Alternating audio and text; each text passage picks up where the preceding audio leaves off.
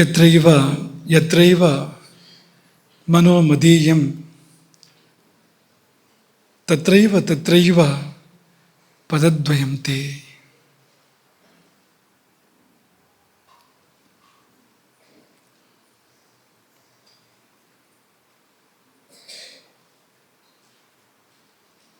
ಅನ್ನಪೂರ್ಣೆ ಸದಾಪೂರ್ಣೆ ಶಂಕರ ಪ್ರಾಣವಲ್ಲಭೆ ಜ್ಞಾನವೈರಾಗ್ಯ ಸಿದ್ಧ್ಯರ್ಥಂ ಭಿಕ್ಷಾಂ ದೇಹಿ ಚ ಪಾರ್ವತಿ.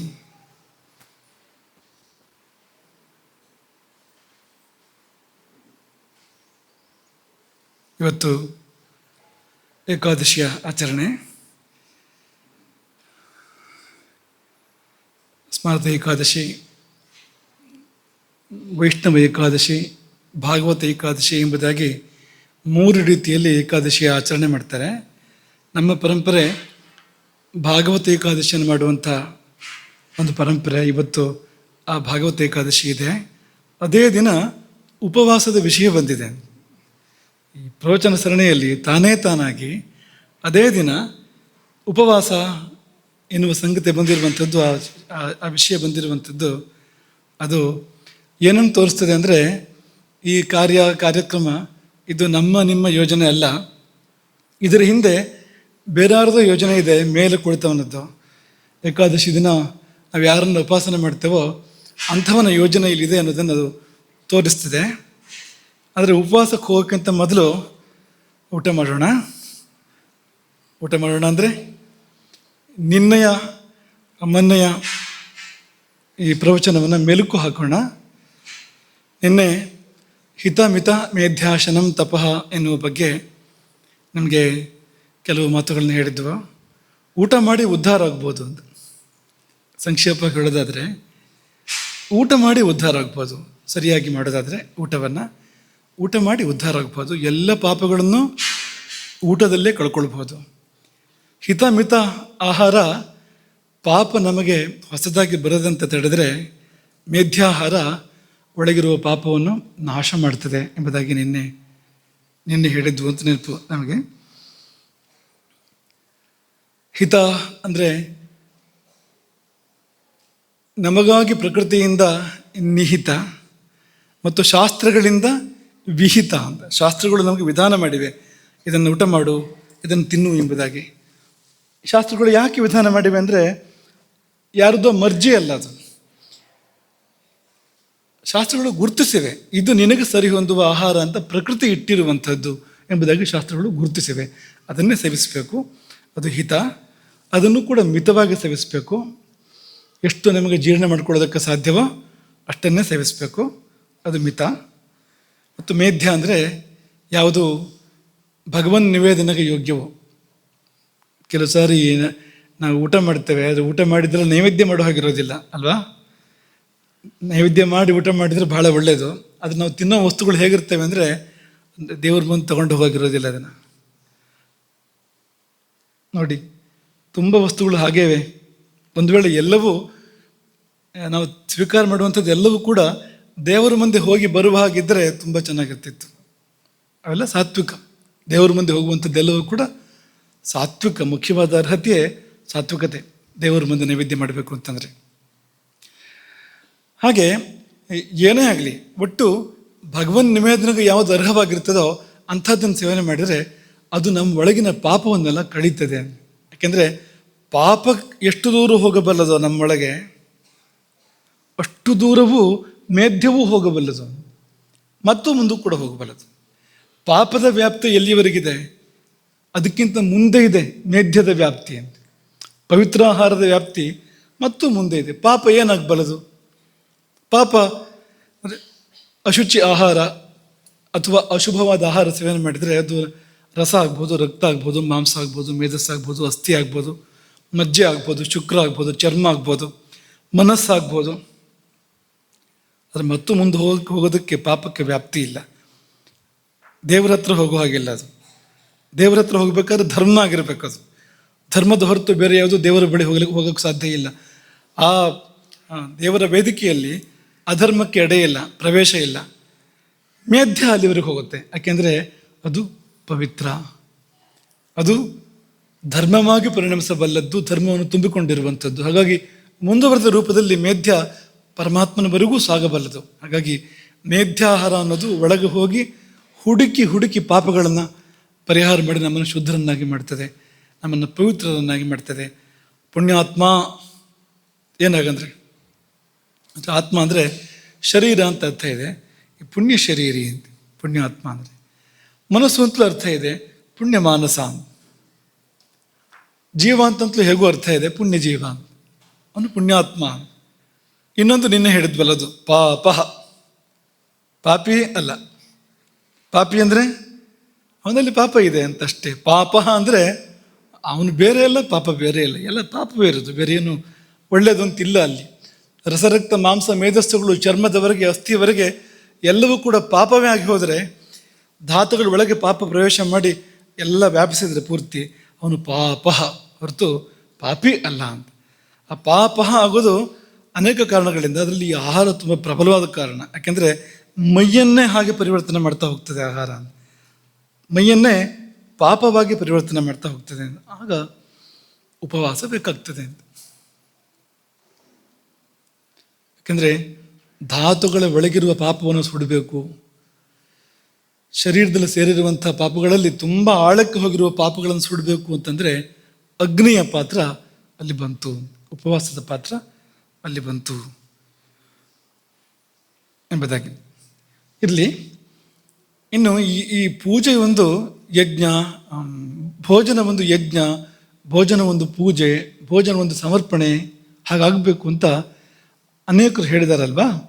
ಅವ್ರ ಪಟ್ಟಿಯಲ್ಲಿ ಇನ್ನೊಂದು ಸೇರ್ಪಡೆ, ಇದು ಕೊನೆಗೆ ಬರೋ ಸೇರ್ಪಡೆ ಅಲ್ಲ, ಮೊದಲು ಬರುವಂಥ ಆರಂಭದಲ್ಲಿ ಬರುವಂಥ ಸೇರ್ಪಡೆ ಇದು. ಕೃಷ್ಣ ಗೀತೆಯಲ್ಲಿ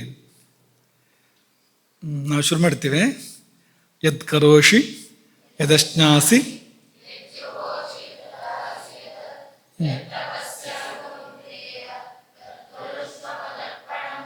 ಕೃಷ್ಣನೇ ಹೇಳಿದಾನೆ ನೋಡಿ, ಯದಶ್ನಾಸಿ ತತ್ಕುರುಷ್ವ ಮದರ್ಪಣಂ.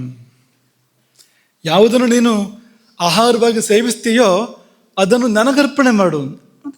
ನೈವೇದ್ಯ ಆಯಿತು ಪೂಜೆ ಅಂತಂದರೆ, ಅದು ಊಟ ಅಂತಂದರೆ ನೈವೇದ್ಯ ಆಯಿತು, ಊಟ ಅಂದರೆ ಪೂಜೆ ಅಂತಾಯಿತು, ಊಟ ಅಂದರೆ ಯಜ್ಞ ಅಂತಲೂ ಆಯಿತು. ಯಾಕೆಂದರೆ ಯಜ್ಞದಲ್ಲಿ ನಾವು ಭಗವಂತನಿಗೆ ಹವಿಸ್ಸನ್ನು ಸಮರ್ಪಣೆ ಮಾಡ್ತೇವೆ. ಎತ್ತುವ ತುತ್ತು ಹವಿಸ್ಸಾಯಿತು, ಆಹುತಿ ಆಯಿತು, ಪ್ರಾಣಾಹುತಿ ಅನ್ನುವ ಹೆಸರು ಅದಕ್ಕೆ ಯೋಗ್ಯ ಆಗ್ತದೆ ಆಗ ಅಂತ, ಅವನೇ ಪ್ರಾಣ. ಹಾಗಾಗಿ ಎಲ್ಲವನ್ನೂ ನನಗೆ ಸಮರ್ಪಣೆ ಮಾಡೋದು ಕೃಷ್ಣ ಹೇಳಿದ್ದಾನೆ. ಯದ್ ಕರೋಷಿ, ಏನು ಮಾಡ್ತೀಯೋ, ಯದಶ್ನಾಸಿ, ಏನನ್ನು ತಿಂತೀಯೋ, ಯದ್ ಜುಹೋಷಿ, ಯಾವುದನ್ನು ಹೋಮ ಮಾಡ್ತೀಯೋ, ದದಾಸೆಯಿತು, ಏನನ್ನು ದಾನ ಮಾಡ್ತೀಯೋ, ಯದ್ ತಪಸ್ಸಿಸಿ, ಯಾವ ತಪಸ್ಸನ್ನು ಮಾಡ್ತೀಯೋ, ತತ್, ಅದೆಲ್ಲವನ್ನು, ಆ ಕರ್ಮವನ್ನು, ಆ ಊಟವನ್ನು, ಆ ಹೋಮವನ್ನು, ಆ ದಾನವನ್ನು, ಆ ತಪಸ್ಸನ್ನು ಕುರುಷ್ವ ಮದರ್ಪಣಂ, ನನಗೆ ಅರ್ಪಿಸುವಂತ. ಹಾಗಾಗಿ ಹೀಗೆ ಅರ್ಪಿಸೋಕೆ ನಮಗೆ ಬರೋದಾದರೆ ನಾವು ಮಾಡೋ ಊಟ ನೈವೇದ್ಯ ಪರಿಣಮಿಸುತ್ತೆ. ಯಾರಾದರೂ ನಮಗೆ ಊಟ ಹಾಕಿದರೆ ಕೃಷ್ಣನಿಗೆ ಊಟ ಹಾಕಿದಾಗತ್ತೆ ಅಂತ. ಊಟ ಹಾಕಿದವರು ಕೃಷ್ಣನಿಗೆ ಊಟ ಹಾಕಿದಾಗತ್ತೆ. ಶ್ರೀರಂಗ ಮಹಾಗುರುಗಳ ಜೀವನದಲ್ಲಿ ಒಂದು ವಿಶೇಷ ಘಟನೆ ನಡೆದು ಬರೋದನ್ನು ಉಲ್ಲೇಖ ಮಾಡ್ತಾರೆ. ಅದೇನೆಂದರೆ, ಯಾವಾಗಲೂ ಒಂದ್ಸತಿ ಹೇಳಿದ್ವೇನೋ ನೆನಪು ನಮಗೆ. ಒಬ್ಬಾಕೆ ಶಿಷ್ಯೆ ಅವರು ಬಳಿಗೆ ಬಂದಾಗ ಅವರು ಕೇಳ್ತಾರೆ, ನಿಮ್ಮ ಮನೇಲಿ ಇಂಥ ಸಾಂಬಾರು ಮಾಡಿದ್ರೆ ಇವತ್ತು ಅಂತ ಕೇಳ್ತಾರೆ ಅವರು. ಅದು ಹೌದದು, ನಿಜವಾಗಿ ಅದನ್ನು ಊಟ ಮಾಡ್ಕೊಂಡು ಬಂದಿದ್ದಾಳೆ. ಅದು ಹೇಗೆ ಗೊತ್ತಾಯಿತು ಅಂದರೆ, ಆಕೆ ತತ್ಕುರುಷ್ವ ಮದರ್ಪಣಂ, ತನ್ನ ಗುರುವಿಗೆ, ತನ್ನ ದೇವನಿಗೆ ಸಮರ್ಪಣೆ ಮಾಡಿದಾಳೆ ಆಕೆ. ಅದನ್ನು ಎಷ್ಟು ಭಾವಪೂರ್ಣವಾಗಿ ಆಕೆ ಸಮರ್ಪಣೆ ಮಾಡಿದಾಳೆ ಅಂದರೆ, ಬಂದು ಮುಟ್ಟಿಯೇ ಬಿಟ್ಟಿದೆ ಇಲ್ಲಿ ಅದು ಅಂತ, ತೇಗು ಬಂದಿದೆ ಅಂತ. ಅವ್ರ ಮನೆ ಸಾಂಬಾರನ ತೇಗು ಗುರುವಿಗೆ ಬರಬೇಕಾದ್ರೆ, ತೆಗಿನಿಲ್ಲ ಗಂಧ ಬರಬೇಕಾದ್ರೆ ಭಾವದ ವ್ಯಾಪ್ತಿ ಎಷ್ಟಿದೆ ನೋಡಿ. ಇದು ಯಾಕೆ ಉದಾಹರಣೆ ಅಂದರೆ, ತಲುಪ್ತದೆ ಅನ್ನೋದಕ್ಕೆ ಉದಾಹರಣೆ. ನಮಗೆ ಭಾವ ಗಟ್ಟಿಯಾಗಿದ್ದರೆ ಅದು ತಲುಪಬೇಕಾದ್ರಿಗೆ ತಲುಪ್ತದೆ ಅನ್ನೋದಕ್ಕೆ ಅದು ಉದಾಹರಣೆ. ಊಟ ಪೂಜೆ ಆಗ್ಬೋದು, ಊಟ ಯಜ್ಞ ಆಗ್ಬೋದು, ಊಟ ನೈವೇದ್ಯ ಆಗ್ಬೋದು. ಏನು ಬೇಕು ಅದಕ್ಕೆ ಅಂದರೆ ಭಾವ ಬೇಕು. ಇದೇ ಭಾವವೇ ಉಪವಾಸಕ್ಕೂ ಕಾರಣ ಆಗುವಂಥದ್ದು. ಉಪವಾಸವನ್ನು ಕೂಡ ಮಾಡಿಸಿಕೊಡುವಂಥದ್ದು ಯಾವುದಂದರೆ ಇದೇ ಭಾವ. ಈ ಉಪವಾಸ ಶಬ್ದ ಇದೆಯಲ್ಲ, ಈ ಶಬ್ದ ಉಪವಾಸ ಹೇಗಾಗ್ತದೆ ಅಂತ ಹೇಳ್ತಾ ಇದೆ ಅಂತ. ಏನು ಮಾಡಿದರೆ ಆ ನಿರಾಹಾರ ನ್ಯಾಯವಾಗಿ ಆಗ್ತದೆ, ಸಹಜವಾಗಿ ಆಗ್ತದೆ ಅಂತ ಅನ್ನೋದನ್ನು ಹೇಳ್ತಾ ಇದೆ. ನಿಮಗೆ ಗೊತ್ತೇ ಇದೆ, ಉಪ ಅಂದರೆ ಹತ್ತಿರ. ನೀವು ಸಮೀಪ ಅಂದರೆ ಸಾಲದು, ಸಮೀಪ. ಅದು ಉಪವಾಸದಲ್ಲಿರ್ತಕ್ಕಂಥ ಉಪಕ್ಕೆ ಅಷ್ಟು ವ್ಯಾಪ್ತಿ ಇದೆ ಅಂತ. ಎಷ್ಟು ಸಮೀಪ ಅಂದರೆ ಇನ್ನೇನೂ ಗೊತ್ತಿಲ್ಲ ನನಗೆ ಅನ್ನೋಷ್ಟು ಸಮೀಪ ವಾಸ. ಭಗವಂತನ ಜೊತೆಗೆ ನಾವಿರ್ತೇವೆ, ಅದೇ ಉಪವಾಸ ಅಂತ, ಬೇರೆ ಏನೂ ಇಲ್ಲ ಅಂತ. ಆಗ ಯಾವ್ಯಾವುದು ಬಿಟ್ಟು ಹೋಯ್ತು, ಊಟ ಬಿಟ್ಟು ಹೋಯ್ತು, ನಿದ್ದೆ ಬಿಟ್ಟು ಹೋಯ್ತು ಅಂತ. ಹಸಿವಾದರೆ ಉಪವಾಸ ಭಂಗ. ಹಸಿವಾದರೆ ಆ ವ್ರತ ಪೂರ್ಣ ಆಗಲಿಲ್ಲ. ಹಸಿವಾಗಬಾರ್ದು. ನ್ಯಾಯವಾದ ಉಪವಾಸ ಅಂದರೆ ಹಸಿವೇ ಆಗಬಾರ್ದು. ಹಸಿವನ್ನು ಕಟ್ಟುವುದು ಉಪವಾಸ ಅಲ್ಲ. ಹಸಿವನ್ನು ಕಟ್ಟೋದು ಏನೋ ನೆನ್ಪು ಮಾಡ್ಕೊಳ್ಳಿ, ಜೋರಾಗಿ ಹೇಳಿ, ವೇಗ ಧಾರಣ. ಅದು ಹಸಿವನ್ನು ಕಟ್ಟೋದು ಅನ್ನೋದು ಶರೀರದಲ್ಲಿ ಉದ್ಭವಿಸಿರ್ತಕ್ಕಂಥ ವೇಗವನ್ನು ನಾವು ತಡಿತಾ ಇರ್ತಕ್ಕಂಥದ್ದು, ಸಹಜ ಪ್ರಕ್ರಿಯೆಯನ್ನು ತಡಿತಾ ಇರ್ತಕ್ಕಂಥದ್ದು. ಅದರಿಂದ ಅನರ್ಥಗಳಿವೆ, ತೊಂದರೆಗಳಿದೆ ಅದರಿಂದ. ನ್ಯಾಯವಾದ ಉಪವಾಸದಲ್ಲಿ ಅವನಿಗೆ ಹಸಿವಾಗೋದಿಲ್ಲ. ಆ ಹಸಿವಾಗದೇ ಇರೋದಕ್ಕೆ 2 ದಾರಿಗಳಿದೆ. ಹಸಿವಾಗದಂತೆ ಮಾಡಿಕೊಡೋದಕ್ಕೆ 2 ದಾರಿಗಳಿದೆ. ಅದರಲ್ಲಿ ಒಂದನೇದನ್ನು ಇವತ್ತು ಒಂದಷ್ಟು ವಿವೇಚನೆ ಮಾಡೋಣ. ಇದು ಏಕಾದಶಿ ಆಗಿದ್ದರಿಂದ ಒಂದಷ್ಟು ಕಥೆ ಅದು ಇದು ಹೇಳೋದಕ್ಕೆ ಒಳ್ಳೆ ದಿವಸ, ಹೇಳಬೇಕಂತೆ ಏಕಾದಶಿ ದಿವಸ. ಹಾಗಾಗಿ ಬರೇ ಕಥೆ ಹೇಳೋದು ಅಂದ್ಕೊಂಡು ಬಂದಿದೆ ಇವತ್ತು. ಏನು ಹೆಚ್ಚಿಗೆ ತತ್ವಗಿತ್ವ ಏನು ಜಾಸ್ತಿ ಇಲ್ಲ, ಬರೀ ಕತೆ ಅಂತ. ಹಾಗಾಗಿ ಎಷ್ಟಾಯಿತು ಅಷ್ಟು ಕತೆ ಹೇಳಿ ಇವತ್ತು ನಾಳೆ ಒಂದು ಸ್ವಲ್ಪ ವಿಷಯ ಮಾತಾಡ್ಬೋದು ಅಂತ ಅಂದ್ಕೊಳ್ತೇವೆ. ಮೊದಲನೇದಾಗಿ ಕಥೆ ಅಲ್ಲ, ಯಾಕೆಂದರೆ ಕತೆ ಪೂರ್ತಿ ನಿಮಗೆ ಗೊತ್ತಿದೆ, ನಮಗಿಂತ ಜಾಸ್ತಿ ನಿಮಗೆ ಗೊತ್ತಿದೆ ಕತೆ. ನಾವು ಶುರು ಮಾಡೋದು ನೀವು ಮುಂದುವರಿಸ್ತೀರಿ. ವಾಲ್ಮೀಕಿಗಳು ಅದೊಂದು ಬಿರುದು. ವಾಲ್ಮೀಕಿ ಅನ್ನೋದು ಹುಟ್ಟು ಹೆಸರಲ್ಲ, ಅದು ಬಂದ ಹೆಸರು. ಹೇಗೆ ಬಂತು ಆ ಹೆಸರು? ಹುತ್ತದಿಂದ ಎದ್ದು ಬಂದವರು. ಹುತ್ತವೇ ತಾಯಿ. ಅವರ 2ನೇ ಜನ್ಮ, ಅದೇ ದೇಹದಲ್ಲಿ 2ನೇ ಜನ್ಮ ಆಯ್ತಲ್ವ ಅವರಿಗೆ. ಮೊದಲೊಬ್ಬ ದರೋಡೆಕೋರ, ಕಾಡ ಬೇಡ ಅಲ್ವಾ ಮೊದಲು, ಅವನಿಗೆ ಪುನರ್ಜನ್ಮ ಆಯಿತು. ಪುನರ್ಜನ್ಮ ಆದಾಗ ತಾಯಿ ಯಾರು ಅಂತಂದರೆ ಹುತ್ತವೇ ತಾಯಿ. ಹುತ್ತದಿಂದ ಎದ್ದು ಬಂದರು ವಾಲ್ಮೀಕಿ. ವಾಲ್ಮೀಕಿ ಅಂದರೆ ಹುತ್ತ, ವಾಲ್ಮೀಕಿ ಅಂದರೆ ಹುತ್ತದಿಂದ ಎದ್ದು ಬಂದವರು. ಈಗ ಪ್ರಶ್ನೆ ಇಲ್ಲಿ, ಇದನ್ನು ಯೋಚನೆ ಮಾಡಿರೋದಿಲ್ಲ. ಹುತ್ತ ಬೆಳಿಬೇಕಾದ್ರೆ ಒಲಗಾಡದೆ ಕೂತಿರ್ಬೇಕು ಅವರು. ನಾನು ನಿಮಗೆ ಹಿಂದೆ ನೆನಪು ಹೇಳಿದ್ದು ನಿಮಗೆ ಇದನ್ನು. ಈಗ ಅಲುಗಾಡದೆ ಕೂತ್ಕೊಂಡ್ರೆ 1 ಗಂಟೆ 2 ಗಂಟೆ ಅಲ್ಲ, ಒಂದು 5-6 ಗಂಟೆ ಕೂತ್ಕೊಂಡ್ರೆ ಜೇಡ ಬಲೆ ಕಟ್ಬೋದು. ಜೇಡ ಬಲೆ ಕಟ್ಟಬೇಕಾದ್ರೆ ಅದು ವರ್ಷಗಟ್ಟಲೆ ಅಲುಗಾಡಬಾರ್ದು ಅಂತ ಯೋಚನೆ ಮಾಡೋದಿಲ್ಲ. ಅದೊಂದು ಕೆಲವು ಗಂಟೆಗಳು, ಒಂದು 20 ದಿನ ಅಲುಗಾಡದೆ ಇದ್ದರೆ ಆ ವಸ್ತುವಿನ ಮೇಲೆ ಬಲೆ ಕಟ್ಟುತ್ತೆ. ಯಾವುದು? ಜೇಡ. ಆದರೆ ಗೆದ್ದಲು ಹುತ್ತ ಕಟ್ಟಬೇಕಾದ್ರೆ ದೀರ್ಘಕಾಲ ಅಲ್ಲಾಡದೆ ಕೂಡ್ತಿರ್ಬೇಕು, ಬಹು ದೀರ್ಘಕಾಲ. ಹಾಗೆ ಸುಲಭಕ್ಕೆಲ್ಲ ಬಂದು ಹುತ್ತ ಕಟ್ಟೋದಿಲ್ಲ. ಅದಕ್ಕೆ ಅಷ್ಟು ಭರವಸೆ ಆಗಬೇಕು, ಖಂಡಿತವಾಗಿಯೂ ಇದು ಅಲುಗಾಡೋದಿಲ್ಲ, ಇದಕ್ಕೆ ಜೀವ ಇಲ್ಲ, ಇದು ಕಲ್ಲೋ ಮರವೋ ಅಂಥದ್ದೇ ಏನೋ ಒಂದಾಗಿದೆ, ಇದು ಒಂದು ವಿಶೇಷವಾದ ರೀತಿಯ ಶಿಲ್ಪ ಅಂತೇನೋ ಅಂದ್ಕೊಂಡೋದು ಕಟ್ಟೋಕ್ಕೆ ಶುರು ಮಾಡಬೇಕಾದ್ರೆ ಎಷ್ಟೋ ಕಾಲ, ತಿಂಗಳು ಅಲುಗಾಡದೆ ಕೊಡ್ತಿದ್ರೆ ಆಗ ಹುತ್ತ ಕಟ್ಟೋಕ್ಕೆ ಸಾಧ್ಯ ಇದೆ. ಇಲ್ದಿದ್ರೆ ಹುತ್ತ ಕಟ್ಟೋಕ್ಕೆ ಸಾಧ್ಯ ಇಲ್ಲ. ಅಲುಗಾಡದೆ ಕೊಡ್ತಿರ್ಬೇಕಲ್ವ ಅವರು ಅಷ್ಟು ಕಾಲ. ಮತ್ತು ಕಟ್ಟಿದ ಮೇಲೆ ಇನ್ನೆಷ್ಟು ಕಾಲ? ಹುತ್ತ ಕಟ್ಟುವವರೆಗೆ ಬಹು ದೀರ್ಘಕಾಲ ಕಳೆದಿರಬೇಕು. ಕಟ್ಟೋಕ್ಕೆ ಶುರು ಮಾಡಿದ್ಮೇಲೆ ಕಟ್ಟೋಕ್ಕೂ ಸುಮಾರು ಸಮಯ ಬೇಕು. ಅದಕ್ಕೆ ಗೆದ್ದಲಿಗೆ ಅದೇನು 1 ಗಂಟೆ 2 ಗಂಟೆ ಒಂದು ದಿವಸದಲ್ಲಿ ಹುತ್ತ ಕಟ್ಬಿಡೋದಿಲ್ಲ. ಅದು ತುಂಬ ಸಮಯ ತೊಗೊಂಡು ಕಟ್ಟುತ್ತೆ. ಅದು ಅಷ್ಟು ಕಾಲ ಅಲುಗಾಡದೆ ಕೂತಿರ್ಬೇಕು ಇವರು. ಅಂದರೆ ಕಟ್ಟಬೇಕು ಅಂತ ತೀರ್ಮಾನ ಮಾಡಬೇಕಾದ್ರೆ ಸುಮಾರು ಕಾಲ ಕೂತಿರ್ಬೇಕು. ಹಾಗೆ ಇವರು ತೀರ್ಮಾನ ಮಾಡಿದ್ಮೇಲೆ ಕಟ್ಟೋಕೆ ಒಂದಷ್ಟು ಸಮಯ ಬೇಕು. ಕಟ್ಟಿದ ಮೇಲೆ ಎಷ್ಟು ಕಾಲ ಕೂತಿದ್ರು ಅದು ಅವರಿಗೆ ಗೊತ್ತು, ರಾಮನಿಗೆ ಗೊತ್ತು. ಇದೆಲ್ಲ ನಿಮ್ಗೆ ಗೊತ್ತಿರೋಂಥದ್ದು. ಪ್ರಶ್ನೆ, ಊಟ ಹೇಗೆ ಮಾಡ್ತಾಯಿದ್ರು ಅವರು ಅಂತ. ವಾಲ್ಮೀಕಿಗಳು ಊಟ ಹೇಗೆ ಮಾಡ್ತಾಯಿದ್ರು? ಅವರು ಊಟ ಮಾಡೋರಿಗೆ ಗೆದ್ಲೆ ಏನು ಮಾಡ್ತಾ ಇರ್ತಿತ್ತು? ಏನು ಉತ್ತರ ಇದಕ್ಕೆ ಹೇಳಿ? ಏನು ಉತ್ತರ ಇದಕ್ಕೆ? ಊಟ ಮಾಡಿಲ್ಲ. ಏನದು? ಉಪವಾಸ. ನ್ಯಾಯವಾದ ಉಪವಾಸ ಅದು, ಅತ್ಯಂತ ಸಹಜವಾದ ಉಪವಾಸ ಅದು. ಊಟ ಯಾಕೆ ಮಾಡಿಲ್ಲ ವಾಲ್ಮೀಕಿಗಳು? ಊಟ ಮಾಡಬೇಡ ಅಂತ ಯಾರು ಹೇಳಿದ್ರು ಅವರಿಗೆ? ಊಟ ಮಾಡಿದ್ರೆ ಶಿಕ್ಷೆ ಇತ್ತು ಅವ್ರಿಗೇನಾದ್ರು? ಊಟ ಯಾಕೆ ಮಾಡಲಿಲ್ಲ? ಊಟದ ನೆನಪಾಗಲಿಲ್ಲ, ಊಟದ ಭಾಸವೇ ಆಗಲಿಲ್ಲ, ಹಸಿವೆ ಆಗಲಿಲ್ಲ ಅವ್ರಿಗೆ. ಹಸಿವಾದ್ಮೇಲೆ ತಾನೇ ಊಟ ಬೇಕು ಅಂತ ಅನ್ಸೋದು. ಊಟ ಅಂತ ನಮಗೆ ಬರಬೇಕಾದ್ರೆ ಮನಸ್ಸಿಗೆ ಒಳಗಿಂದ ಪ್ರೇರಣೆ ಬರಬೇಕಲ್ವಾ?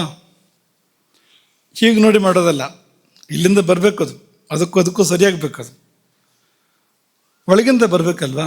ಇಲ್ಲ, ಅದು ಅವರಿಗೆ ವಾಲ್ಮೀಕಿಗಳಿಗೆ ಊಟ ನೆನಪಾಗಲಿಲ್ಲ, ರಾಮ ಮರೆಯಲಿಲ್ಲ, ಅಷ್ಟೇ ವಿಷಯ. ರಾಮನನ್ನು ಅವರು ಮರೆಯಲೇ ಇಲ್ಲ, ಪ್ರತಿಕ್ಷಣವೂ ರಾಮನೇ ಇದ್ದ ಅವರ ಮಾನಸದಲ್ಲಿ. ಪರಿಣಾಮವಾಗಿ ಊಟ ನೆನಪಾಗಲಿಲ್ಲ. ಹೀಗೆ ನಡೆದರೆ ಅದು ನ್ಯಾಯವಾದ ಉಪವಾಸ, ಪೂರ್ಣ ಫಲ ಕೊಡ್ತಕ್ಕಂಥ ಉಪವಾಸ, ಸಹಜೋಪವಾಸ ಅದು. ಅಲ್ಲಿ ಶರೀರಕ್ಕೆ ಅಥವಾ ಆರೋಗ್ಯಕ್ಕೆ ಯಾವ ಬಾಧೆಯೂ ಇಲ್ಲ. ಯಾಕೆಂದರೆ ಆ ಸ್ಥಿತಿ ಅದೇ ಆರೋಗ್ಯ, ಆರೋಗ್ಯದ ಮೂಲವೇ ಅದು. ಧಾತು ಸಾಮ್ಯ ಏರ್ಪಟ್ಟು ಬರುವಂಥ ಸ್ಥಿತಿ ಇದು. ಧಾತು ಸಾಮ್ಯವನ್ನು ಕೊಡ್ತಕ್ಕಂಥ ಸ್ಥಿತಿ ಕೂಡ ಹೌದು. ಎಲ್ಲ ಬೇಕಾದ ಪರಿವರ್ತನೆಗಳನ್ನು ಕೊಡುವಂಥದ್ದು. ನಾವು ಅವತ್ತು ಹೇಳಿದ್ವಲ್ಲ ನಿಮಗೆ, ಸರ್ವಶ್ರೇಯಸ್ಸಿಗೂ ಮೂಲ ಯಾರು ಅಂದರೆ ಪರಮಾತ್ಮ. ನಾವು ಅಲ್ಲಿ ಹೋಗಿ ತಲುಪಿದರೆ ಅವನ ಜೊತೆಗೆ ನಾವು ಒಂದು ಬಾಂಧವ್ಯ ಇಟ್ಕೊಂಡ್ರೆ ಅಲ್ಲಿಂದ ನಮಗೆ ಬೇಕಾದ್ದೆಲ್ಲವೂ ಕೂಡ ಇಲ್ಲಿ ಏನೇನು ಅರಳಬೇಕು ಎಲ್ಲ ಅರಳ್ತದೆ ತಾನೇ ತಾನಾಗಿ. ಅಭ್ಯುದಯ ನಿಶ್ರೇಯಸ ಎರಡೂ ಕೂಡ ಅಲ್ಲಿದೆ, ಅಭ್ಯುದಯ ಮತ್ತು ನಿಶ್ರೇಯಸ. ಹಾಗಾಗಿ ಶರೀರ ಏನು ಬಿದ್ದು ಹೋಗಬೇಕು ಅಂತ ಇಲ್ಲ ಅಂತ, ಬಿದ್ದು ಹೋಗೋ ಸಂದರ್ಭ ಇರಬಹುದು ಎಲ್ಲಿಯಾದರೂ, ಸಾಮಾನ್ಯವಾಗಿ ಇಲ್ಲ ಅಂತ ಅದೇ ನೋಡ್ಕೊಳ್ತಾ ಇತ್ತು ಎಲ್ಲವನ್ನು ಕೂಡ. ಹಾಗಾಗಿ ವಾಲ್ಮೀಕಿಗಳಿದ್ದು ಒಂದು ದೊಡ್ಡ ಉದಾಹರಣೆ ಉಪವಾಸಕ್ಕೆ. ಶಂಕರಾಚಾರ್ಯರ ಒಂದು ಶ್ಲೋಕ ನೆನಪು ಮಾಡಿಕೊಡ್ತೇವೆ ಅಷ್ಟೇ, ನಮಗೆ ಪಾಠ ಆಗಿರಲೂಬೋದು ಕೆಲವು ವಿದ್ಯಾರ್ಥಿಗಳಿಗೆ. ಅದು ಯೋಗ ತಾರಾವಳಿಯದ್ದು ಶ್ಲೋಕ, ಕೊನೆಯಲ್ಲಿ ಬರುವಂಥದ್ದು. ಶಾಂತಿಂ ತಥಾವಿಧ ಮನೋವಿಲಯಾಂ ಸಮಾಧೌ ಶ್ರೀಶೈಲ ಶೃಂಗ ಕುಹರೇಶು ಕದೋಪಲಪ್ಸ್ಯೆ ಗಾತ್ರಂ ಯದಾ ಮಮ ಲತಾಃ ಪರಿವೇಷ್ಟಯಂತಿ ಕರ್ಣೆ ಯದಾ ವಿರಚಯಂತಿ ಖಗಾಶ್ಚ ನೀಡಾನ್. ಇದೊಂದು ಸನ್ನಿವೇಶವನ್ನು ಕಟ್ಟಿಕೊಡುವಂಥ ಒಂದು ಒಂದು ಒಂದು ಶ್ಲೋಕ, ತುಂಬ ಅದ್ಭುತವಾಗಿರುವಂಥದ್ದು. ಶಂಕರಾಚಾರ್ಯರು ಹಾರೈಸ್ತಾರೆ, ಆಶಿಸ್ತಾರೆ ಈ ಶ್ಲೋಕದಲ್ಲಿ. ಏನು ಆಶಿಸ್ತಾರೆ ಅಂದರೆ, ಅಂಥ ಶಾಂತಿ ನನಗೆ ಯಾವಾಗ ಬಂದಿತ್ತು? ಮನೋವಿಲಯಾಂ ಸಮಾಧವು, ಸಮಾಧಿಯಲ್ಲಿ ಮನಸ್ಸು ಲೀನವಾಗಿರುವ ಶಾಂತಿ. ಯಾವ ಶಾಂತಿ ಅಂದರೆ ಮನಸ್ಸು ಇಲ್ಲವಾಗಿದೆ, ಅದನ್ನು ಮನೋನಾಶ ಅಂತಲೂ ಕರೀತಾರೆ, ಮನೋನ್ಮನಿ ಅಂತಲೂ ಕರೀತಾರೆ, ಉನ್ಮನಿ ಅಂತಲೂ ಕರೀತಾರೆ. ಮನಸ್ಸನ್ನು ಮೀರಿರ್ತಕ್ಕಂಥ ಒಂದು ಸ್ಥಿತಿ ಅದು. ಆ ಸ್ಥಿತಿಗೆ ಹೋಗಿ ತಲುಪಿದಾಗ ಮನಸ್ಸು, ಮಾತು ಅಥವಾ ಈ ಇಂದ್ರಿಯಗಳು ಯಾವುದೂ ಕೆಲಸ ಮಾಡ್ತಾ ಇರೋದಿಲ್ಲ, ಎಲ್ಲವೂ ಸ್ತಬ್ಧ ಆಗುವಂಥ ಸಂದರ್ಭ. ಹಾಗಾಗಿ ಆ ಶಾಂತಿ, ಸಮಾಧಿಯಲ್ಲಿ ಮನಸ್ಸು ಲೀನವಾದಾಗ, ಮನಸ್ಸು ಬೇರೆ ಉಳಿದೇ ಇದ್ದಾಗ, ಹಾಗಾಗಿ ಹೊರಗೆ ಬಂದು ವರ್ಣನೆ ಮಾಡೋಕ್ಕಾಗೋದಿಲ್ಲ. ಹೇಗಿತ್ತು ಅಂತ ವರ್ಣನೆ ಮಾಡಿ ಅಂತಂದರೆ ಯಾವುದರಿಂದ ವರ್ಣನೆ ಮಾಡಬೇಕು? ಮನಸ್ಸಿನಿಂದ ತಾನೇ ಮಾಡಬೇಕು, ಇಲ್ಲ. ಅದು ಹೇಗಿತ್ತು ಅಂದರೆ ಅನಿರ್ವಚನೀಯ, ತುಂಬ ಹಿತವಾಗಿತ್ತು, ಅತ್ಯಾನಂದಮಯವಾಗಿತ್ತು. ಆದರೆ ವರ್ಣನೆ ಮಾಡೋದಕ್ಕೆ ಸಾಕ್ಷಿ ಇಲ್ಲ. ಮನಸ್ಸು ಸಾಕ್ಷಿ ಆಗಬೇಕಾಗಿತ್ತಲ್ವ, ಮನಸ್ಸಾಕ್ಷಿ ಅಂತ ಹೇಳ್ತಾರಲ್ವ, ಅದೇ ಇಲ್ಲ. ಹಾಗಾಗಿ ಅಂಥ ಶಾಂತಿಯನ್ನು ಎಂದು ಪಡೆದೇನು ಅಂತ ಶಂಕರಾಚಾರ್ಯರು ಅವರು ನಿಮ್ಮ ಪಾತ್ರದಲ್ಲಿ ನಿಂತು ಕೇಳ್ತಾ ಇರೋದು. ಅವರ ಚಿಕ್ಕ ವಯಸ್ಸಲ್ಲೇ ರಚಿತವಾಗಿರುವಂಥ ಪದ ಆಗಿರ್ಬೇಕಿದು, ಆದರೂ ಕೂಡ ಅವರಿಗೆ ಅದೆಲ್ಲ ಸಹಜ ಸಿದ್ಧ ಅವರಿಗೆ, ಶಂಕರಾಚಾರ್ಯರಿಗೆ. ಹಾಗಾಗಿ ಅವರು ನಮ್ಮ ಜಾಗದಲ್ಲಿ ನಿಂತು ಕೇಳಬೇಕು ಈ ಮಾತನ್ನು. ಅದನ್ನು ವಿವರಿಸ್ತಾರೆ ಅವರು. ಶ್ರೀಶೈಲ ಪರ್ವತ ಇದೆಯಲ್ಲ, ಶಿವನ ಆವಾಸ ಸ್ಥಾನ ಅದು. ಶ್ರೀಶೈಲ ಪರ್ವತದ ಕುಹರೇಶು, ಗುಹೆಗಳಲ್ಲಿ ನಾನು ಕುಳಿತಿರಬೇಕು. ಶ್ರೀಶೈಲ ಶೃಂಗ ಕುಹರೇಶು, ಶಿವನ ಬೆಟ್ಟದ ಶಿವಕ್ಷೇತ್ರ ಅದು, ಮಹಾಕ್ಷೇತ್ರ ಅದು. ಆ ಮಹಾಪರ್ವತದ ಗುಹೆಗಳಲ್ಲಿ ನಾನು ಕುಳಿತಿರಬೇಕು, ನನ್ನ ಮೇಲೆ ಬಳ್ಳಿ ಬೆಳೆದಿರಬೇಕು. ಗಾತ್ರಂ ಯದಾ ಮಮ ಲತಾಃ ಪರಿವೇಷ್ಟಯಂತಿ, ಬಳ್ಳಿಗಳು ಲತಾಹ, ಮೈ ಮೇಲೆ ಬಳ್ಳಿಗಳು ಬೆಳೆದಿರಬೇಕು. ಬಳ್ಳಿಗಳು ಯಾವಾಗ ಬೆಳಿಬೇಕು? ಬಳ್ಳಿಗಳು ಯಾವಾಗ ಬೆಳೀತವೆ? ಹಾಗೆ ಒಂದು 5 ನಿಮಿಷ ಕೂತು ದೂರದರ್ಶನ ನೋಡ್ತಾ ಇದ್ದೆ ಅಂದರೆ ಬಳ್ಳಿ ಬೆಳೆಯುತ್ತಾ ಹೊತ್ತಿಗೆ ಮೈ ಮೇಲೆ? ಲೋಕಾಭಿರಾಮ ಮಾತಾಡ್ತಾ ಇದ್ದೆ ಅಂದರೆ ಬಳ್ಳಿ ಬೆಳೆಯುತ್ತಾ? ನಿದ್ದೆ ಮಾಡ್ತಾ ಇದ್ರೆ ಬಳ್ಳಿ ಬೆಳೆಯುತ್ತಾ? ನೀವು ಎಷ್ಟೇ ಗಂಟೆ ನಿದ್ದೆ ಮಾಡಿ, ಒಂದು 24 ಗಂಟೆ ನಿದ್ದೆ ಮಾಡಿ, ಬಳ್ಳಿ ಬೆಳೆಯೋದಿಲ್ಲ. ಯಾಕೆಂದರೆ ನಿದ್ದೆ ಮಾಡುವಾಗ ಮೈಕಿಗೆ ಅಲಗಾಟ ಇದೆ ಒಂದು ಸ್ವಲ್ಪ, ಮತ್ತು ಅಷ್ಟೆಲ್ಲ ಸಮಯ ಸಾಕಾಗೋದಿಲ್ಲ ಅದಕ್ಕೆ. ಬಳ್ಳಿ ಬೆಳಿಬೇಕು ಅಂದರೆ ಗೆದ್ದಲಿಗಿಂತಲೂ ಜಾಸ್ತಿ ಸಮಯ ಬೇಕು ಅದಕ್ಕೆ. ಹಾಗಾಗಿ ಗಾತ್ರಂ ಯದಾ ಮಮ ಲತಾ ಪರಿವೇಷ್ಟಯಂತಿ, ಎಂದು ನನ್ನ ದೇಹವನ್ನು ಬಳ್ಳಿಗಳು ಆವರಿಸುವವೋ.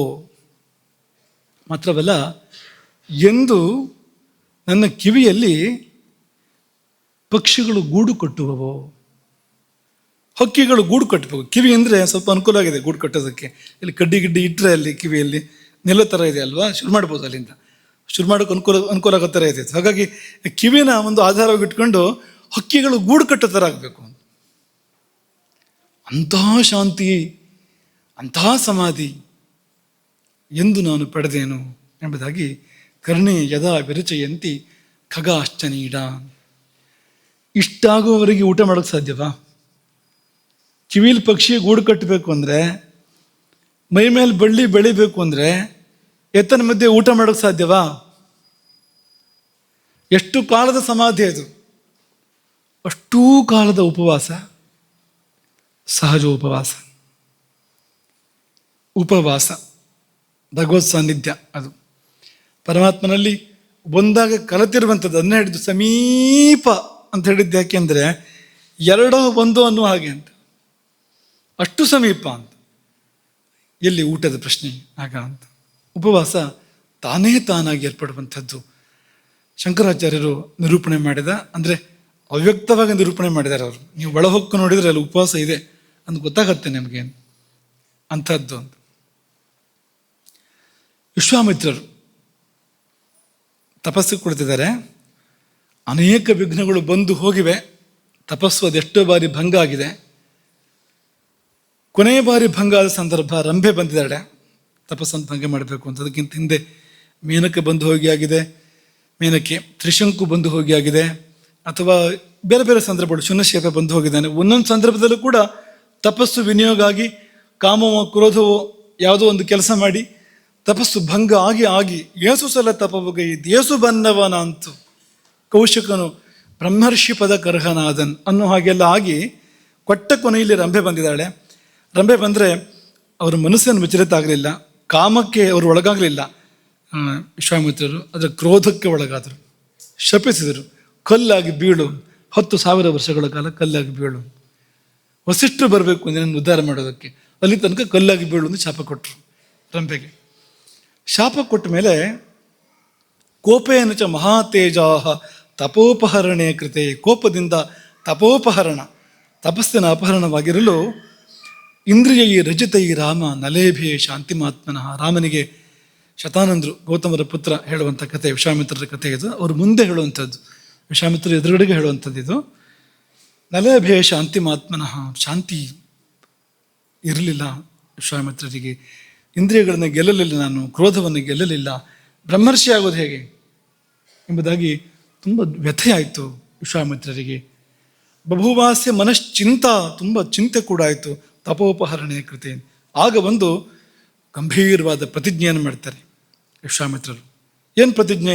ನೈವ ಕ್ರೋಧಂ ಗಮಿಷ್ಯಾಮಿ, ಸಿಟ್ಟೇ ಮಾಡೋದಿಲ್ಲ. ನಚ ವಕ್ಷ್ಯಾಮಿ ಕಿಂಚನ, ಮಾತು ಆಡೋದಿಲ್ಲ. ಮಾತಾಡಿದಿರ್ತಾನೆ ಶಾಪ ಅಂತ ಕೊಡ್ಬೋದು ಮನಸ್ಸಿಂದಲೂ.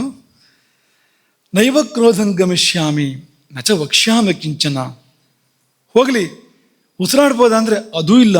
ಅಥವಾ ನೋಚ್ಛ್ವಸಿಷ್ಯಾಮಿ, ಉಸಿರನ್ನೇ ಆಡೋದಿಲ್ಲ.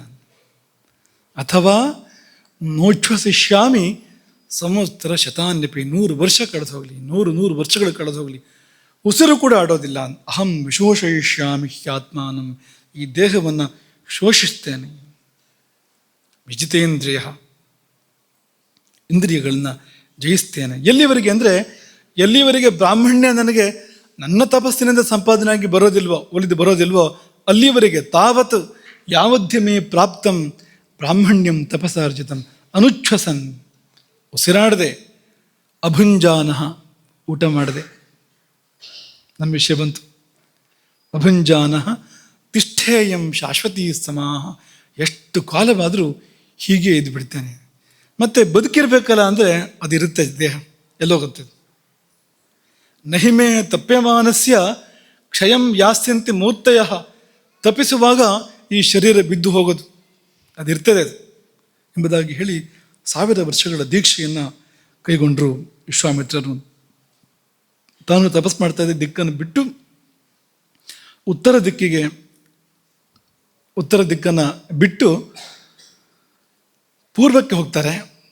ಅದಕ್ಕಿಂತ ಮೊದಲು ಈ ಉಳಿದು 3 ದಿಕ್ಕು ಆಗಿದೆ. ಈಗ ಕೊನೆಯದಾಗಿ ಪೂರ್ವ ದಿಕ್ಕಿಗೆ ಹೋಗುವಂಥದ್ದು. ಪೂರ್ವಕ್ಕೆ ಹೋಗಿ 1000 ವರ್ಷಗಳ ಮೌನ, ವ್ರತ, ಉಪವಾಸ, ಪರಮ ದುಷ್ಕರಂ, ಯಾರು ಮಾಡೋಕ್ಕೆ ಸಾಧ್ಯ ಇಲ್ಲ ಅಂಥ ತಪಸ್ಸನ್ನು. ಅಪ್ರತಿಮಂ, ಅದಕ್ಕೆ ಹೋಲಿಕೆ ಇಲ್ಲ ಒಂದು ಅಂಥ ತಪಸ್ಸನ್ನು ಅವ್ರು ಮಾಡ್ತಾರೆ.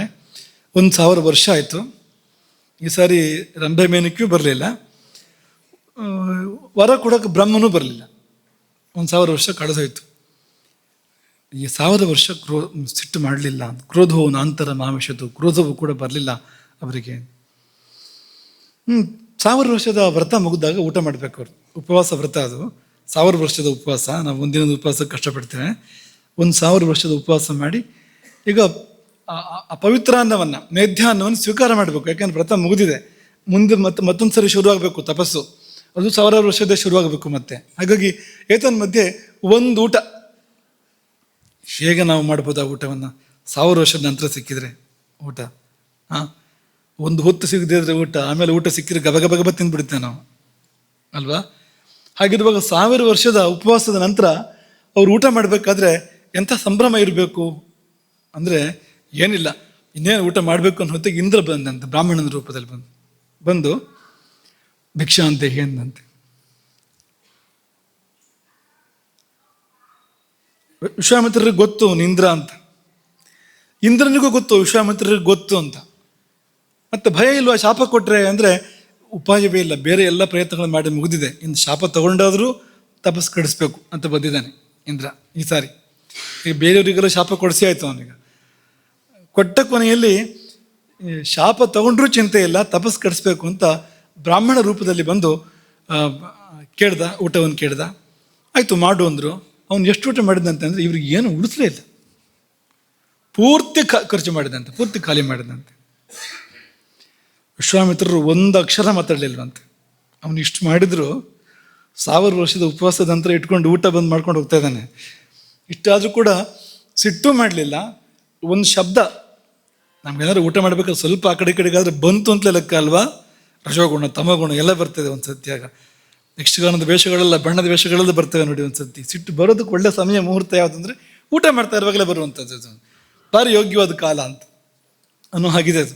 ಆದರೆ ನ್ಯಾಯವಾದ ಅವಕಾಶ ಸಿಟ್ಟು ಮಾಡೋದಕ್ಕೆ ಇಂಥ ಅವಕಾಶ ಎಲ್ಲಿ ಸಿಗ್ತದೆ? ಅಂಥ ಅವಕಾಶದಲ್ಲೂ ಕೂಡ ಒಂದು ಅಕ್ಷರ ಮಾತಾಡಲಿಲ್ಲ. ಮೌನವ್ರತವನ್ನು ಮುಂದುವರಿಸಿದ್ರು.